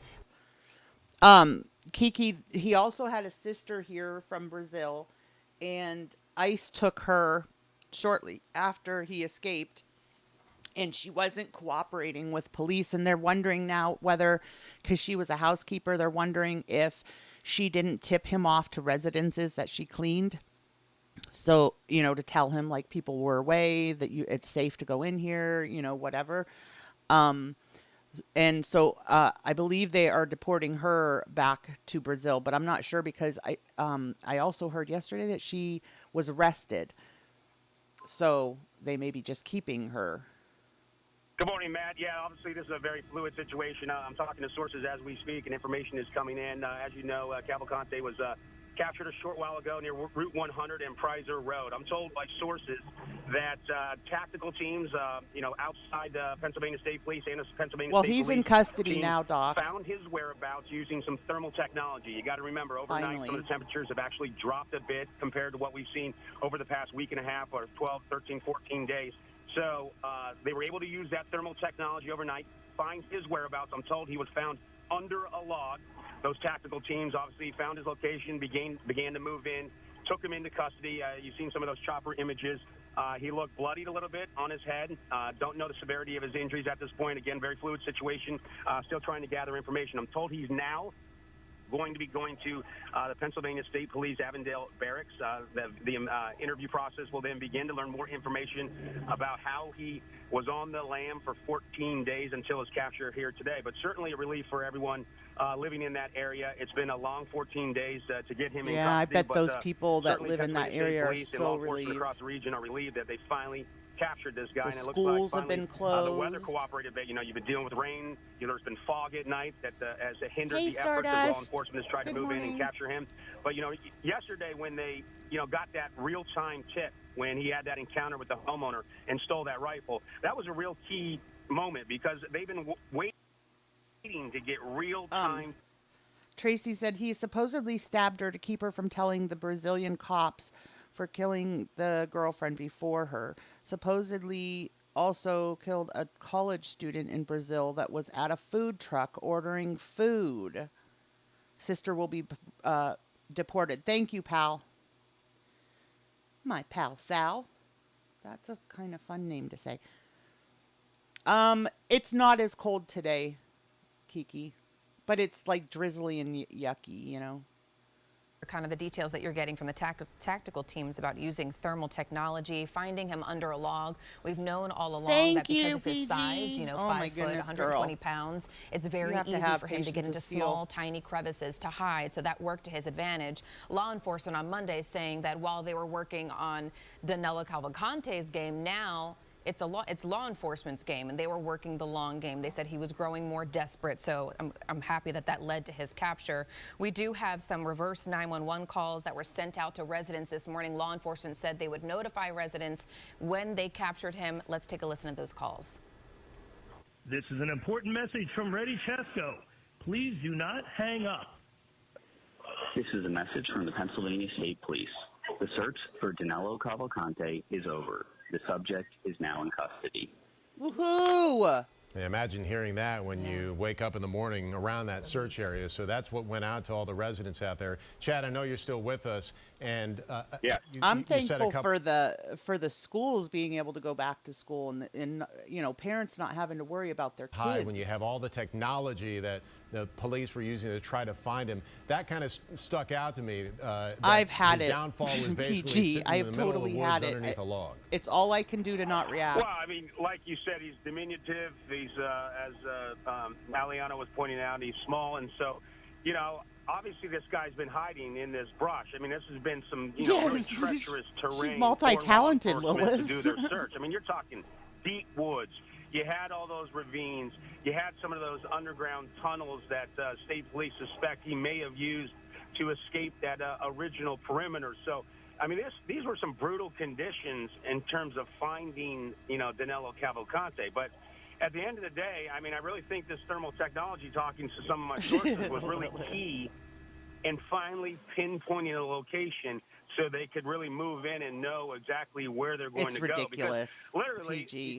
you know, I'm still going to call you PG just because if it's you easy didn't have and I'm maybe lazy. some of that technology, you could walk right by him. I mean, that's how deep the brush is in that entire region. So yeah, they really closed helpful schools for him in his escape and to be on the run for those 13, 14 days. But they finally got him, and now the investigative process will play out, and they'll obviously try to learn more about how he was able to escape, learn more about how he was able to break their perimeter, and learn more about what they can learn going forward in some of these searches, because state police have conducted a number of these over the years. You think of Freen up there on the Poconos, and they're difficult searches, and the public obviously is like, why can't you catch this guy? But it's really not that easy. I don't blame they're doing you. their best, and they're trying to squeeze him and find him, but it can be very difficult, and you have to work. I would like to know what IT school you went to. Stand by 1 second. We want to bring Annie McCormick back in. Annie, I know that you had to go because you were getting some calls and some messages. What are you learning right now? We have a little bit more information, and this is interesting. So that perimeter that they established on Monday, the one that we've been talking about, we show our viewers the map of it. They actually made an even smaller perimeter within that perimeter last night. Some storms came through, and then this morning when they went in, it was a dog that was part of the state police's tactical team or the Border Patrol's tactical team, and it was that dog that got a hit. And now I'm told that he was under not only foliage but also a pile of logs, and that's where the dog did locate him. Now, there's some reports that he was bit by the dog. I don't know whether or not that is true yet. If he was bit, again, he will get medical attention, and he's going to be taken now to State Police Barracks Avondale, and then maybe you can depending on obviously the severity of his injury. Maybe you can figure out the flight radar. PG. Mentioning about how the normal we don't need protocol it now, is to take but them to you would take somebody to the county correctional facility of, where they are arrested. But in this situation, obviously he proved that he can get out of that. So that's why they're just going straight ahead, saying we're just going to put him into the state institution. Maybe they feel that he's more secure there. I don't know if that's the idea of it. But so they're going to take him to Avondale and then to that facility, SCI Phoenix. Look over at that, by you guys, what they had to but what's interesting is deal that, with in the train. There's so many times that probably groups. A dog found Cavalcante under brush. Aw, good on dog. his scent. And over the past couple of days, also too with the public, I know. don't think realize, and as we're starting to learn more information and more details You're are coming out so about what happened over the intelligent. past Please 14 teach days, me your ways. is how close investigators were several times to getting him.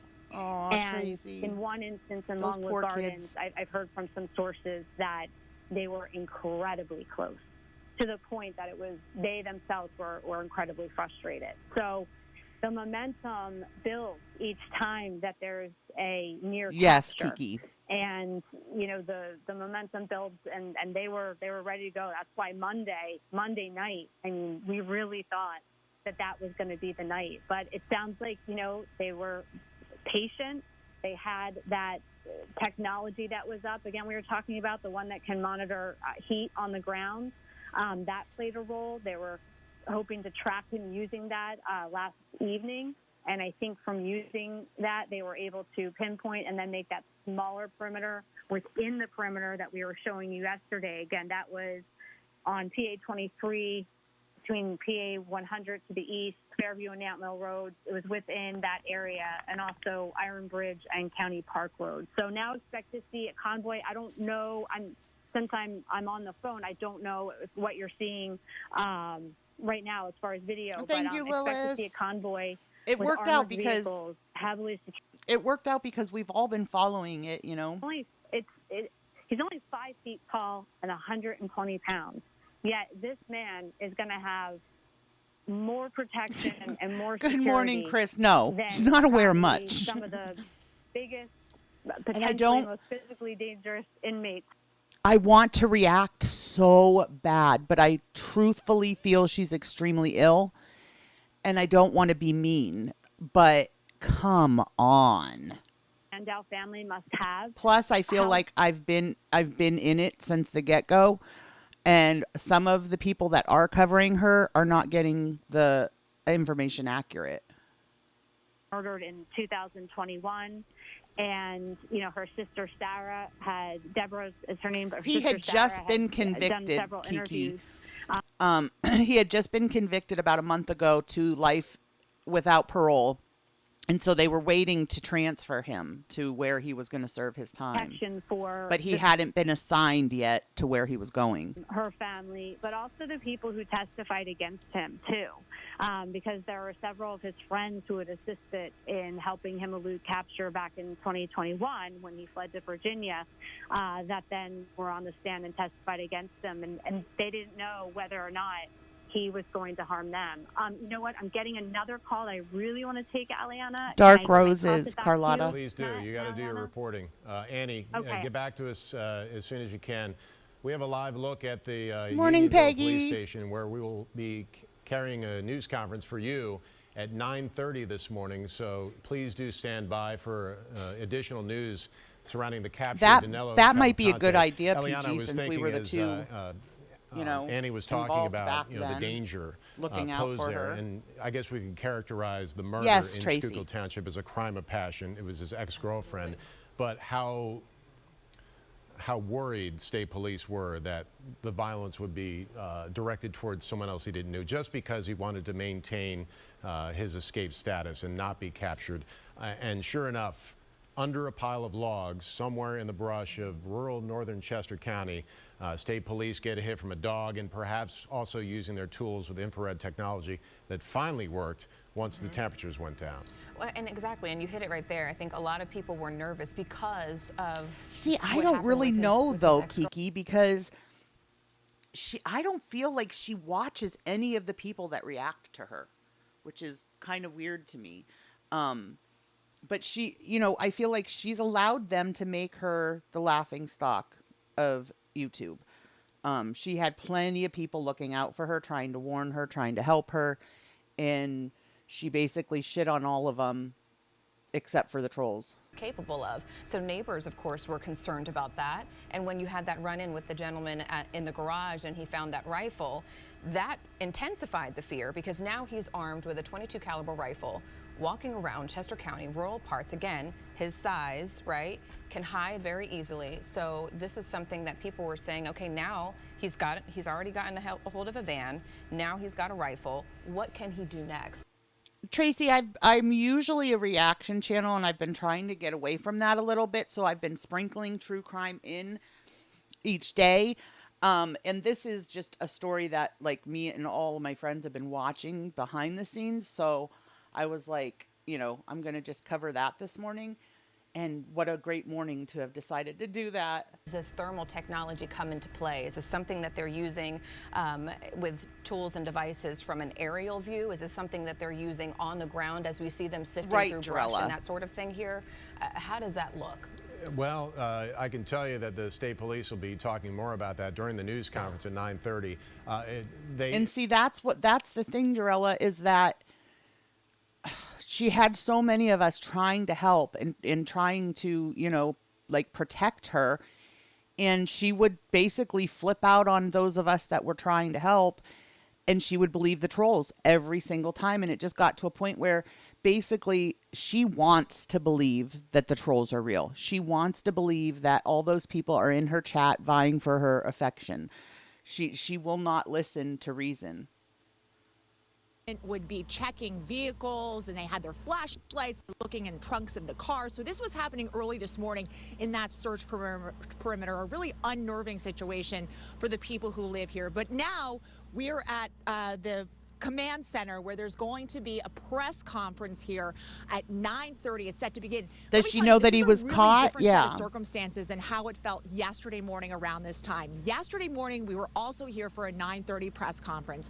And that's when we learned more about how Danelo Cavalcante had obtained a weapon. And I don't even, this is PG, I don't even know, I tried so much to help and to tip her off and to tell her, and I'd get her to believe me for about 10 minutes, and then a new troll would come in and she'd believe that troll. It was so frustrating. Search zones. I had to finally walk away from my own mental health. Township, East Nantmill, Warwick townships, but also over by Chester County Prison. I was there the day after he escaped, and we were there. So true, Jarella. She has gotten hateful. She shames people's looks. She shames people's weight, their age, everything. It's horrible. And it's constantly a competition, which I don't get. And well, my mom was this, so you better watch. It doesn't matter if your grandfather was a professor. That doesn't make you intelligent. It doesn't matter if your brother was a police officer. It doesn't make you privileged to not get in trouble. I get so frustrated. Exactly what happened, but we know early this morning that the equipment was all in place. The helicopter from state police was in the air looking for different hits from their infrared technology, seeing if they could find more about where Cavalcante could be hiding. Able to evade capture for the last 2 weeks now, but now we know that it's over and that he's in custody. And of course, we're here. This press conference is set to get underway at 9:30. They've been very but prompt she's with been the press on conferences, her. so we're hoping. Oh my gosh, PG, how long has she been on you? Probably a good 6 months at least. And PG did nothing. There was a troll in there that said that PG blocked one of the fake J's, and she believed them. And now for months and months and months, she thinks that PG is hacking her, hacking Jay. It's ridiculous. It really is. He was captured this morning at about 8:14. Tony and Guy for 4 years. Clothes at least once, and now we know twice. And I'm from here, Chris. Tony and Guy's program is 9 months. There is not a 4-year program at Tony and Guy. First with that light-colored sweatshirt, the hoodie you see right there, and now it's a coincidence, but one to be noted. On the day before the Eagles home opener, the most sought-after person in the entire state if not the entire Oh my Northeast, gosh, PG. is wearing an Eagles sweatshirt. Yeah, and this kind of goes to what law enforcement were talking about. They would not say whether someone is helping or was helping Danilo Cavalcante in his escape and continuous evade from police, but they had alluded to it in a way that caused all of us reporters who were there at that news conference on Monday to say, so are you saying that someone is helping him or is not helping him? And we know that Danilo Cavalcante's sister is now in the deportation process, and was not cooperating with law enforcement at one point, and was not necessarily not assisting Danilo Cavalcante. They would not confirm whether she is or is not assisting him. So we feel and know that there may have been someone helping him. Chopper 6 is now live over Route 100 in Chester County, and what you see is the vehicle we believe that Danilo Cavalcante is in right now. She believes James is her high school sweetheart. Like, come on. In the entire country, perhaps, in that vehicle right now. It is heading down to Route 1's, one of the major arteries down there, to head to the state police barracks in Avondale, where our reporters say Cavalcante will be examined. If he needs some medical treatment, he might get. And that's what I'm saying. Like, I'm so freaking frustrated that I'm aggravated to all heck, and I don't want to be mean because I truly believe she's ill. I mean, there's no two ways about it. Something is wrong. And I wish that, they contact everybody. I wish one of the trolls would contact her father. She does not want her father or her brother to know about her channel. That tells me that they're the ones that would do something if they were alerted to it all. And what's the other thing I was going to say? And she did say that CPS showed up at her door and she has to do 2 months of mandatory therapy. I'll tell you why I feel like it was a real CPS call. A troll is not going to show up at her door and risk being seen, being identified. That they do stuff behind the scenes. So they get away with it. And then the second reason is she lives in such a tiny little town that there's 3 towns that they would send her to, one of 3 towns they would send her to for therapy. And the place where she has to go for therapy is one of them. So I don't feel like a troll would know that. They wouldn't know our area that well to know that she wouldn't be able to get therapy where she is. She would have to, go like an hour away or whatever. On the way to the state police barracks in Avondale. He was captured at 8:14 this morning, and his condition right now is not known, but they say he is alive and he's going back to jail. And we're taking a live look right now at South Coventry Township, where Danilo Cavalcante was captured at 8:14 this morning. You may be seeing some smiling faces, and that's because there have been more than 300 law enforcement officers on the ground searching for this man for the last 2 weeks. So obviously they're standing by now that the search is done. He is captured in custody in an armored vehicle heading to Avondale. They are pretty proud of themselves, y'all. So proud that they had to take pictures with the freaking celebrity.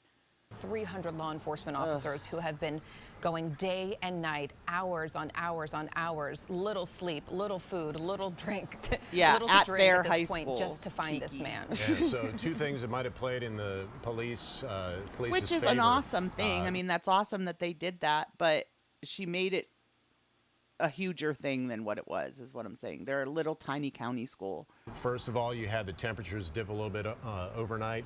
That is when the infrared technology that they're using to try to find. Okay, I will say, and nobody has mentioned this that covers her. She is a true narcissist, you guys. She only cares about her. I mean, the one day, granted, it was a troll, but the one day one of the trolls said that they lost their dog. And she literally got pissed off and was like, this stream isn't about you. It's about me. And I was like, okay, I knew it was a troll, but we know that she doesn't realize trolls are trolls. And I was like, are you serious? If somebody came into my chat and said they lost their dog, you better believe I'm going to be, like stopping the stream, telling people to put hearts in the chat, whatever. And she was like, this isn't about you. It's about me. And I will say, because I've always said I will never go live on somebody I called a friend. but she was never a friend. I was a friend to her. I tried to protect her. I tried to look out for her, blah, blah, blah. But never once in that whole, what was it, a year and a half or so? Never once in that year and a half did she ever ask, how are you, Dani? Or what's going on with you? Or, never once. It's always about her. Same thing with Bella. She gets mad when people ask about Bella because then she's not getting the attention. Bella's getting the attention. It's all Val all the time. Sort of human activity in the woods started to work a little bit more. Once again, live picture, Chopper 6. That is where Cavalcante is being transported in that armored van, heavily armored van, I might add. Also, you had the rains moved in, which perhaps caused Cavalcante, who was unable to find shelter, gets himself underneath a pile of logs. I know. He's wearing an Eagles sweatshirt. I kept he's telling tired. myself, PG, I just kept telling myself she's sick. And so the more the trolls went at her and stuff, the more irritated I would get. But I have to honestly say, at this point, if she didn't have trolls, she wouldn't have a channel. I feel like probably 95% of her viewers are trolls. So, it cracks me up when she talks about her being, YouTube famous. She's getting a plaque, blah, blah, blah. And I told her, okay, I'm not tooting my own horn because I have more subscribers than her. I am still a teeny tiny peon nothing channel. But if somebody that has 3 times the subscribers that you do tells you they don't give you a plaque at 1K subscribers, that person would know, right? They're 3 times higher in sub count than you. They'd know if they got a plaque at 1,000 subscribers. They don't. And yet she believed it. Somebody literally came into her chat with the name YouTube Plaque Committee, and she believed it was YouTube. Like, it's so bizarre. Moved across is to say, yes, let's close this in a little bit Good more. morning, There's Jason. probably not going to be a lot of movement with this guy, and they get it down to a smaller space, and then there you go. They're able to find Chris, him. and then she Yeah, stayed that on. homeowner, that encounter with that homeowner I was telling key. my friends this, and then she stayed on for like another 4 hours after Bella said, can we go get real food? I'm hungry now. And she stayed on for another 4 hours, took about an hour break, came back on live for like 5 hours, and said when she came back on live, we'll go to the store tomorrow. We're not going today. Today's been crazy. Val, every day has been crazy because you let your whole life be run by trolls. Your life is crazy every day now. Let the kid eat. And I was going to send food, just food for Bella. I literally was only sending stuff that I knew that Val couldn't eat because of her teeth, because I wanted Bella to have food. But no place delivers to her because she's in such a little town, and I'm not taking my happy butt over there so that she can then start telling me I'm stalking. It intensified the search. It gave police more of a narrow focus, because on Monday during that news conference that we had about 3 o'clock, law enforcement said our focus is no longer narrowed in one particular area. Now our focus, it's a wider range. Morning, so Rose. We're at a bit of a disadvantage, and we do have challenges in Missy terms of the moves landscape. But that encounter triggered everything. So Annie McCormick is back with us on the phone. She's been reporting on She this. hasn't, Chris. Annie, we're Is she taking live? a look She at probably Chopper live. 6 She usually video goes of on the when I do. armored That vehicle. was another thing. That was another thing. That's my time slot. 7:30 a.m. is my time slot. And I would tell her, Val, again, looking out for her, not me. I didn't care if she went live over me, but I used to tell her, Val, a lot of the people that watch you are the people that watch me, because I promoted her channel in the beginning until I realized she was nuts. But I did. I used to, post her link and everything and kind of support her channel. And so I tried to tell her, don't go live early in the morning when I'm live, because half of your audience is in my stream. It's really not a smart thing for either of us, but especially not for her. And it didn't matter. She always would go live at the same time I was live. That contains Danelo Cavalcante. Your thoughts as the police say, we're not going to let this guy get away again? I'm literally getting all worked absolutely. up. I'm getting This hot. guy is going to have more protection, is going to have more security than probably any other inmate in the state of Pennsylvania. And again, I'm looking at the top of video too. That convoy now heading over to the state police's Avondale barracks. Now, Aliana, I heard you talking about seeing blood on Cavalcante. I don't know if the blood that you're speaking of is specifically from this, but I do have confirmed that he was bit by one of the canine units that did find him. Again, telling me that he was also confirmed wearing an Eagle sweatshirt, a gray Eagle sweatshirt. And that has to be probably a new piece of clothing that he acquired too, because if you remember on Monday night, they found some of this discarded clothing near that homeowner's residence on Coventryville Road after that homeowner fired several shots at him. So they weren't sure if he meant to discard that clothing or if he just, in a panic ran. And last night was significantly cooler over the past 14 days. Must have gotten that sweatshirt along the way. He also the other day, of course, stole those work boots as well. So again, he was found just after 8 o'clock is when those teams moved in there. Canine unit sniffed him out. He was hiding under foliage and also logs. And that is when, at some point, canine dogs bit him, and he was taken into custody. So and if you see that armored vehicle there, I was actually told something by a member of law enforcement the other day when I saw a number of those tactical units, and they use a lot of those. You can be anytime you say the word. We are getting our first picture of Danelo Cavalcante during his capture this morning by state police and law enforcement officials. This is it here. Annie was just talking about that gray Eagle sweatshirt. You see him there. He's still wearing those pants from the Chester County prison, the work boots that perhaps were stolen. But there is our first look at the escaped inmate, Danelo Cavalcante, being captured by police this morning, looking very disheveled, I should add. In fact, if you knew nothing of the context of this picture, you'd say this person looks like they've been on the run for 14 days. And in fact, that is what he looks like. His clothes look like they're rain-soaked, muddy. His hair is disheveled, and it's all over his face. And the expression, what little we can see of it right now, looks like a man who has been worn out by the constant surveillance, the constant searching, and the constant work that our law enforcement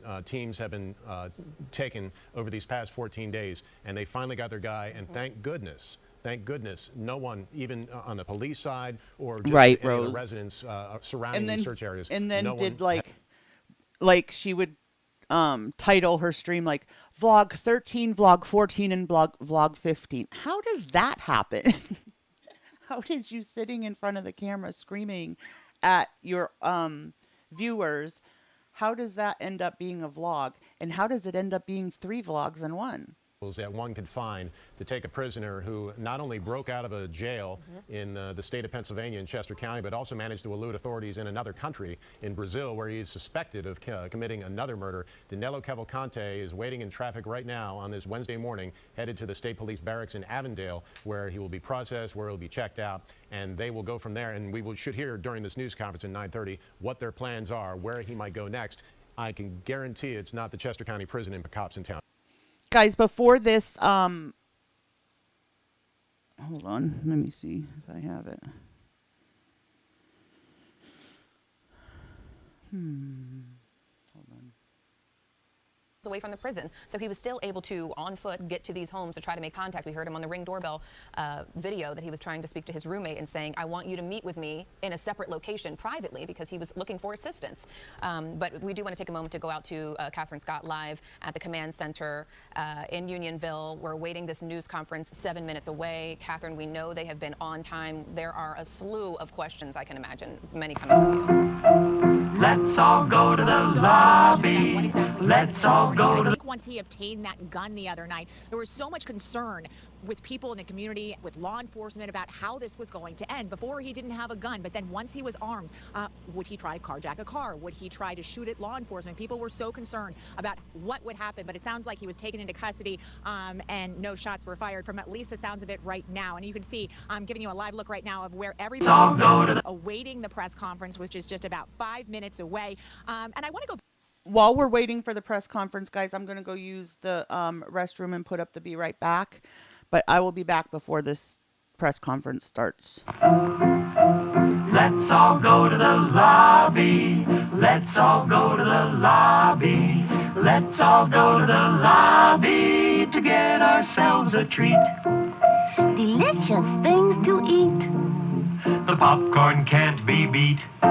The sparkling drinks are just dandy, the chocolate bars and the candy. So let's all go to the lobby to get ourselves a treat. Let's all go to the lobby to get ourselves a treat.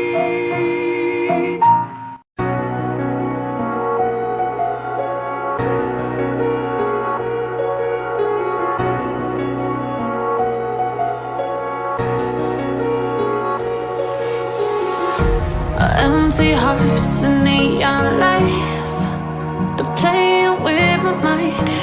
Gotta get out of here tonight. Oh, I wanna run off and fly, and I'll tell myself it's fine to be alone, just to find somewhere that finally feels like home. Oh, oh, oh. I hate all this overthinking. Oh, oh, oh, oh. The more I swim, the more I'm sinking. Take me to a world of silver. No more heartbreaks, tears, painkillers. Take me somewhere unfamiliar. Bring me back to where we started out. Get me out of now. To where we started out. Get me out of now. To where we started out. La la la la la. Oh, oh. Get me out of broken hearts and starting fights, turning truth to lies. Gotta get up, stop wasting time. Yeah, I wanna run off and fly, and I'll tell myself it's fine to be alone, just to find somewhere that finally feels like home. Oh, oh, oh. I hate all this overthinking. Oh, oh, oh, oh. The more I swim, the more I'm sinking. Take me to a world of silver. No more heartbreaks, tears, painkillers. Take me somewhere unfamiliar. Bring me back to where we started out. Get me out of now. To where we started out. Get me out of now. To where we started out. Oh,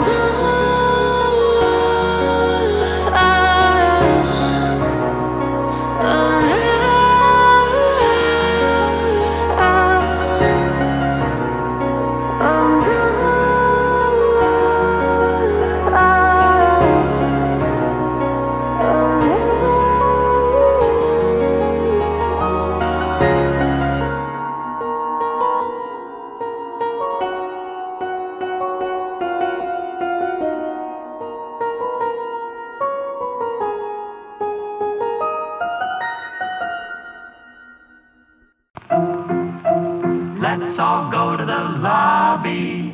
Let's all go to the lobby. Let's all go to the lobby to get ourselves a treat. Delicious things to eat. The popcorn can't be beat.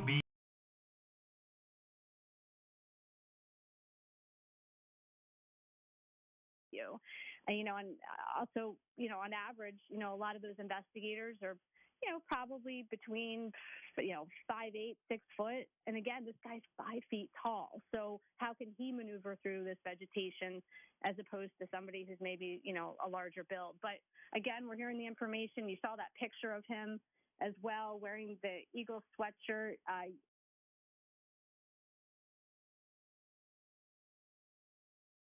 saw the picture of him in the green hoodie from the Ring camera that we've shown a lot, that's when we learned that he no longer had a beard and he was clean shaven. I had thought, oh, he for sure probably shaved his head because he had that distinctive curly hair. But right there, looking at the picture, he clearly did not. The pants he's wearing are still the pants that he had in prison. The boots that he's wearing are presumably those boots that he stole on Monday night, because the shoes that they found in the field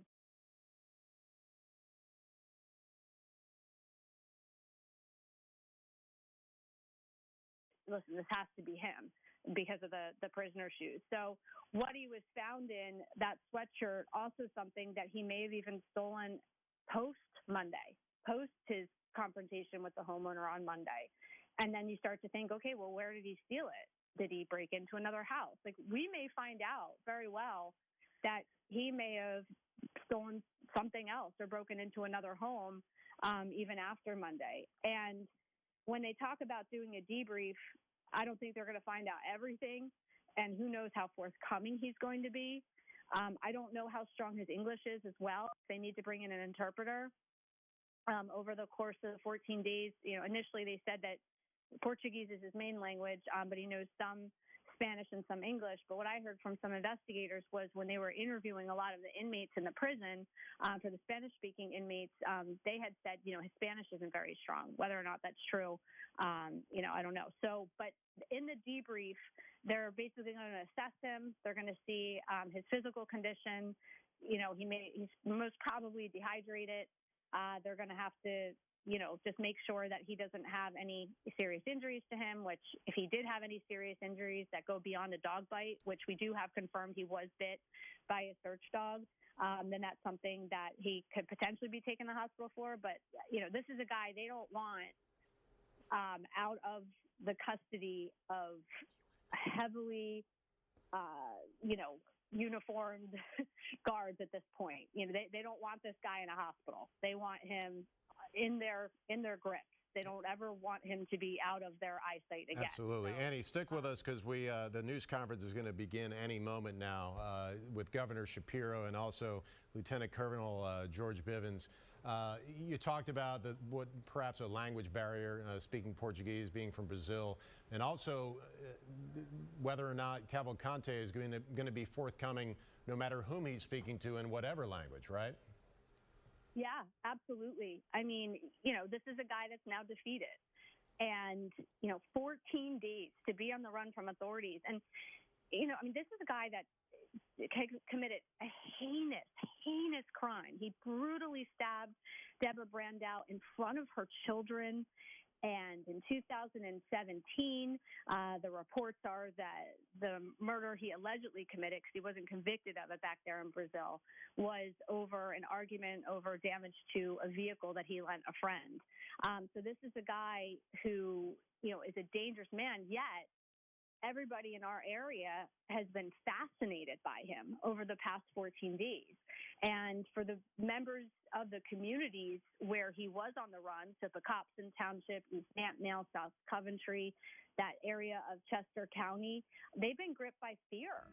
You know, not knowing where to go. School's been canceled. Things that you don't expect in real life, that you expect in a movie. So he's gripped that community in fear, but at the same time, he's captivated and fascinated people around the world. I mean, this has become beyond a national story. It's become an international story. And even in covering it out there in the field, you know, a lot of times whenever something's a national story, you know, we see our network counterparts and whatnot out there. But this brought a different level of attention, where there were so many people that as each day passed were just dumbfounded that he was still able to elude capture. And in part, you don't want to, you know, commend him by any means at all, because this is somebody that did something heinous. But at the same time, it's something that all prisoners, right, whether they're guilty or innocent, if they're behind those bars, they probably all fantasize about breaking out of prison. And this guy was able to do it. And he was able to elude capture for 14 days. That in itself, people just have so many questions. It's something you can't wrap your head around. You know, I wouldn't last 5 minutes on the run, you know. So I think a lot of people are curious as to how he's able to survive. And again, you go back to the intel that they learned on him is that he is able to survive hot, humid conditions. He's able to survive severe weather. He's able to survive in jungle conditions. And when you're speaking of these conditions too, Annie, we are learning some information from our investigative reporter, Chad Bradelli, we're talking about those lower temperatures that we've had, and sources are telling Chad Bradelli that with that thermal hit that they had overnight, those lower temperatures made that possible, and the searchers still waited until sunrise for the safety reasons to move in on Cavalcante in that location under those logs. With that thermal hit. So that thermal hit and the lower temperatures, as you were alluding to, is what helped them finally move in on Danelo Cavalcante. And we're also learning from sources that he will be interrogated to find out several things, including what were his movements, did he get any assistance in all this, how many break-ins did he commit, and did he commit any other crimes? And we are learning that we're getting some more information here. All right, so here's a live picture from the action cam. This is the now famous pile of logs that Danelo Cavalcante managed to wedge himself into in South Coventry Township. Again, this is within that 8-mile search area that they developed in northern Chester County that they winnowed down a little bit overnight. And somehow Cavalcante was able to get himself into that pile wearing his Eagles sweatshirt, the pants that he was issued back at the prison, and some boots that he's been wearing for a while, and tried to hide under there, maybe under the tarp, maybe actually beneath some of the logs themselves. And police, as Eliana was just talking about, finally with the temperatures going down a little bit so the thermal equipment can work, managed to locate him in this pile. They waited until sunrise so that they can definitely find him and see him in sight with the sun up, and were able to capture him at 8:14 this morning. Yeah, that's a massive pile of logs. It was not initially what I was picturing when we were talking about hiding under a pile of logs. Essentially could have buried himself under there. And you have to imagine with all of that pressure, the heavy rains, the lower temperatures, that definitely would have shielded him from the elements. But yes, you're looking at a spent man. This is an individual who's been on the run for 14 days. His mere presence in communities has been terrorizing anyone who lives around there. His clothes are wet, his clothes are muddy, his expression is neutral, if not just dumbfounded. They finally got me. He's in that highly secured police vehicle, and he's on his way back to the Avondale Barracks, and he won't be seeing the light of day for perhaps the rest of his life. We shall see. Yeah, and we do know that that news conference was supposed to start at 9:30 this morning. We did hear from law enforcement that they needed a few more minutes and were experiencing a bit of a delay. Obviously, you can imagine with these developments this morning, capturing him at 8:15 this morning and to have a news conference about an hour later is pretty significant. I mean, that just speaks to the level of law enforcement in this and wanting to be completely open and transparent with the community and with the public and get that information out as soon as possible. Sometimes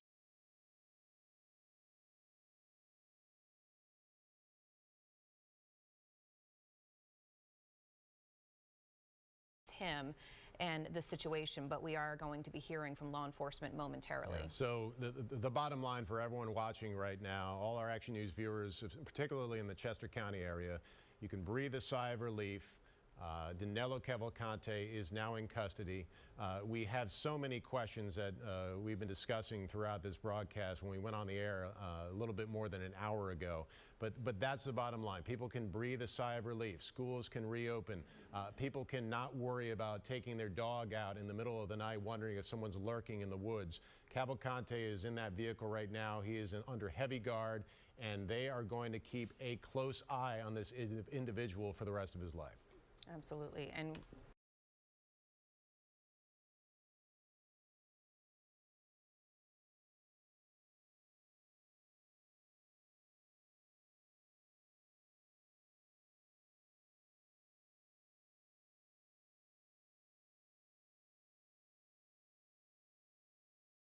gardens on lockdown and closed down, and just so many disruptions across the state for so many people with this one man who has been okay. Really First, thank you, Carlotta. with his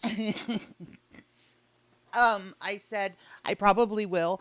I'm kind of thinking about coming back later to do it, Kiki, and you're more than welcome to come up on panel PG too. But I'll also help you if you want to do it as well. And I was saying that I definitely believe his height helped him stay hidden because he's so little he could get into areas that others couldn't. And like people get upset because they don't tell us everything. Like it said that they got a thermal hit on him last night, but they waited for sunrise to go in on him because if they kept that thermal camera, on him, they could tell he wasn't moving or getting any farther away or anything. And they wouldn't want to tell that, to spectators and have anybody interfere. His head that police had noticed. And from what Annie McCormick tells How am I us, we can still? confirm I'm not. that Okay, he was I'm not bitten by muted one now. of the dogs, one of the canine dogs that picked up his scent, which allowed police to capture him this morning. And again, if you are just joining us, we've been learning from both Annie McCormick and Chad Pradelli about how law enforcement were able to move in on Danelo Cavalcante this morning. Their tactical teams had found his whereabouts using thermal infrared technology. They were able to kind of keep track of his whereabouts with that technology. They waited for obviously the lower temperatures made all that possible. They waited for sunrise because of safety reasons, because again, he just was able to steal a .22 caliber rifle. So he was heavily armed. It was a loaded rifle at that point as well. So they wanted to move in at the right time to ensure their safety, and they did so at sunrise, and that's how they were able to find him under that pile of logs there in South Coventry Township. We saw the swarm of law enforcement officers out there in the last 30 minutes or so. Many of them kind of, you can tell in their demeanor, they were relieved. They were kind of now breathing a sigh of relief that 300 law enforcement officers who have been working tirelessly to find this man, they finally found him. The nightmare is over, and Danelo Cavalcante is in custody. And for those hundreds of officers involved in this effort, job done in terms of, number one, protecting the public. No one was hurt despite the alarm of what happening. And look at this. Oh, wow. You see people there along the side of the street watching the cavalcade, yeah, and see, Kiki, that's why I've been mulling it over so much because, like I said, the few people I've seen cover it don't have it completely right.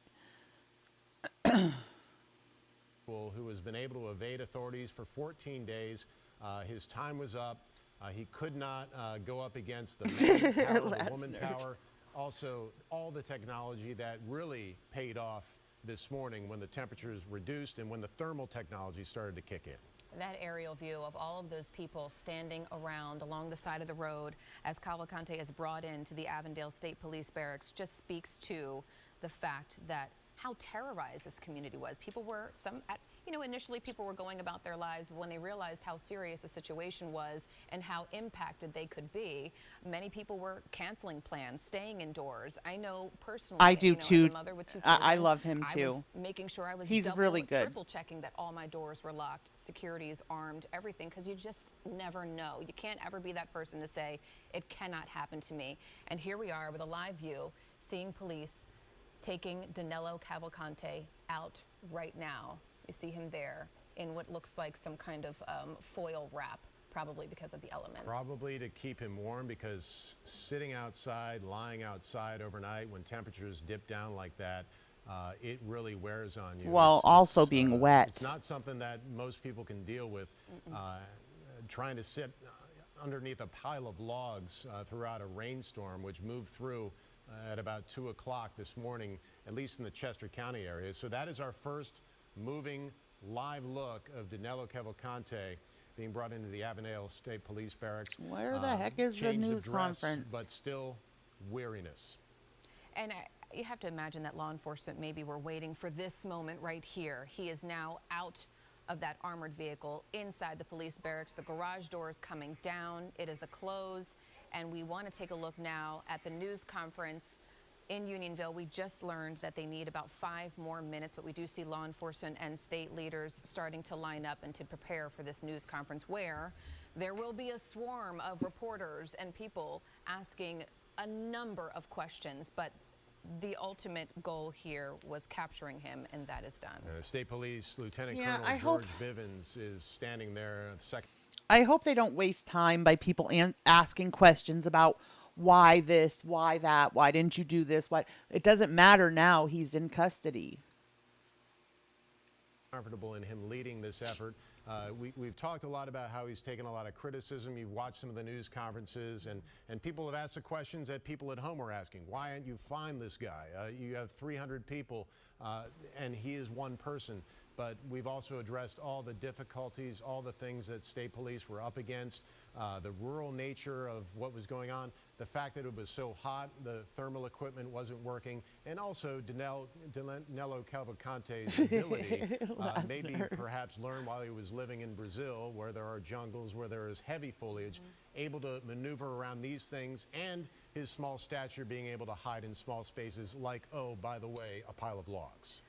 You know, for being a reporter at one of the news conferences and asking those questions, one of the things that I appreciated about Lieutenant Colonel George Bivens was his transparency. He was not afraid to go up to the podium and say, there were flaws in our perimeter, there were weaknesses in our perimeter, and we are now assessing those weaknesses. We knew there were going to be weaknesses. We had law enforcement officers, hundreds of them, surrounding this perimeter, but we knew there were spots that were weak, and they're admitting that and learning from that. But as you said, they have, you know, he's got a history, a career of capturing wanted literally. individuals. So we knew that, you know, I think the American public and the people in the community of Chester County had trusted law enforcement to find Danelo Cavalcante. They said on Monday he was growing desperate. It is no longer his game, it is our game that he's playing to, and we will find him. Yeah, two priorities. Number one, protect the public. We were just talking about that. Number that's basically what he kept saying through the whole search was they're pressuring him out. They're making it so hard for him that he won't have any choice but to get caught. All of this time. Thank goodness it did not take a physical toll on anyone. There was that one incident where they came pretty close to someone perhaps getting injured. A homeowner shooting at a person in the garage trying to steal a rifle, runs out of there. But again, everyone's okay. Everyone's safe. The only one who has to worry That's about like a anything right miracle now that is the nobody person who's got going hurt. back behind four cell walls, and that'd be Danelo Cavalcante. And I do want to mention and get back to that statement from the Chester County Commissioner, and the part that we were mentioning is that they've made some immediate changes to bolster security in the prison. They've brought in security contractors to make permanent changes to the exercise yards in particular, and are reviewing and, where needed, changing procedures. PG, if you want to email me, my email is in my description. Email me and I can send you my phone number, even though, you're a hacker and, you'll probably get into all my info and all that crap. Calls that went out to residents this morning, notifying them that Danelo Cavalcante was captured, and we are just moments away from this news conference where we will continue to learn more about this capture. Yeah, so you have the state police podium, several microphones on top of it, and then two posters that they just brought in showing the state of Danelo Cavalcante when he was brought in with state police in their tactical gear, their camouflage uniforms, their binoculars on their helmets. Prisoner was found armed with a rifle inside a shed.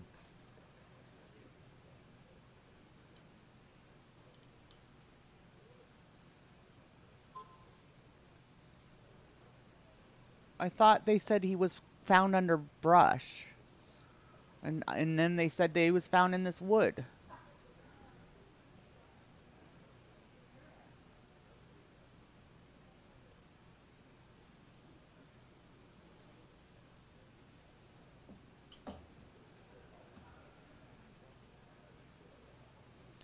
Phone's ringing.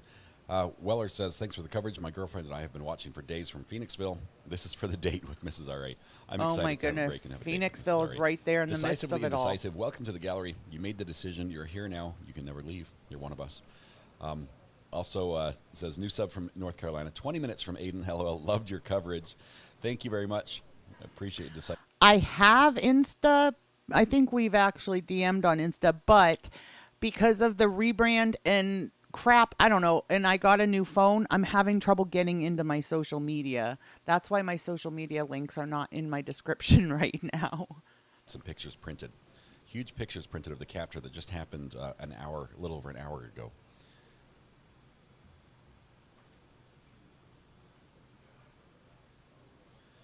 Mrs. S says, it really irks me that politicians and others want the photo op. They had nothing to do with this capture.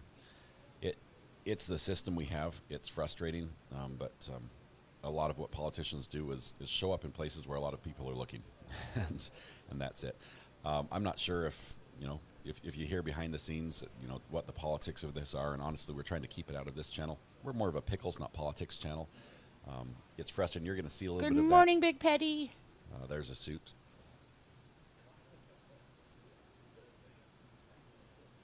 Let's just go ahead with it, can we? Trying to hear the hot mic.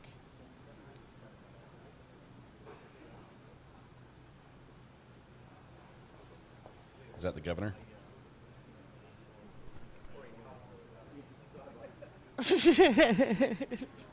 I talked to Hunter Hayes. He didn't write They that had Rose's to wait for their song. posters from the print shop.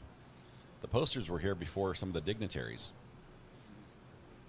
Oh my gosh, Chris. Wow. Ellis, thank you very much. Shout outs to some of the great people who have been providing that information to me. I'm not a one-man team, and I could not make this happen by myself. So many times the information, the breaking news I get comes as I get a text message on the burner phone, or a picture or a video link sent, or a tag on Twitter that comes from all of you. Really, you guys did the hard work, and I was just able to assemble the pieces here to make it visible for you. I could not have done this by myself, and thank you so much for that.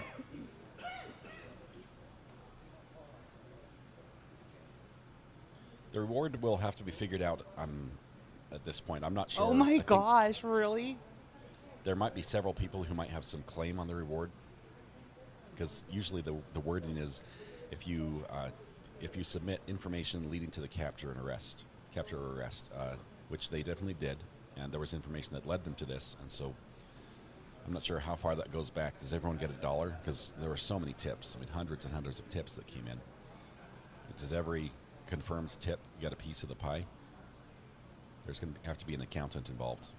Look at this, the photo op here in this picture here, as everyone's standing together. The whole team. That's Bortak, I think. Fist bumps all around.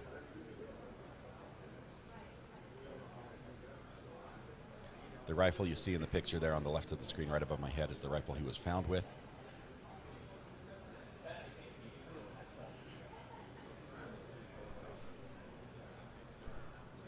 We're waiting for the DA. She might be showing up. The DA is actually, she was the prosecutor that prosecuted this guy. So she has like a personal connection to the case that put him in prison to begin with.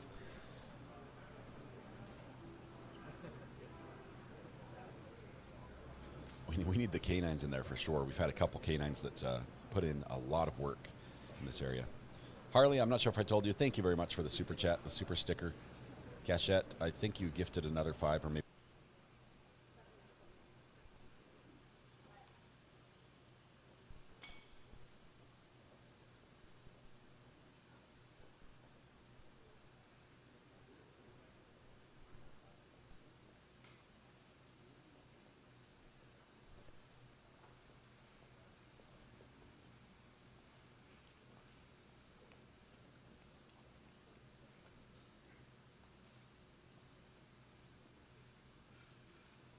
Good morning.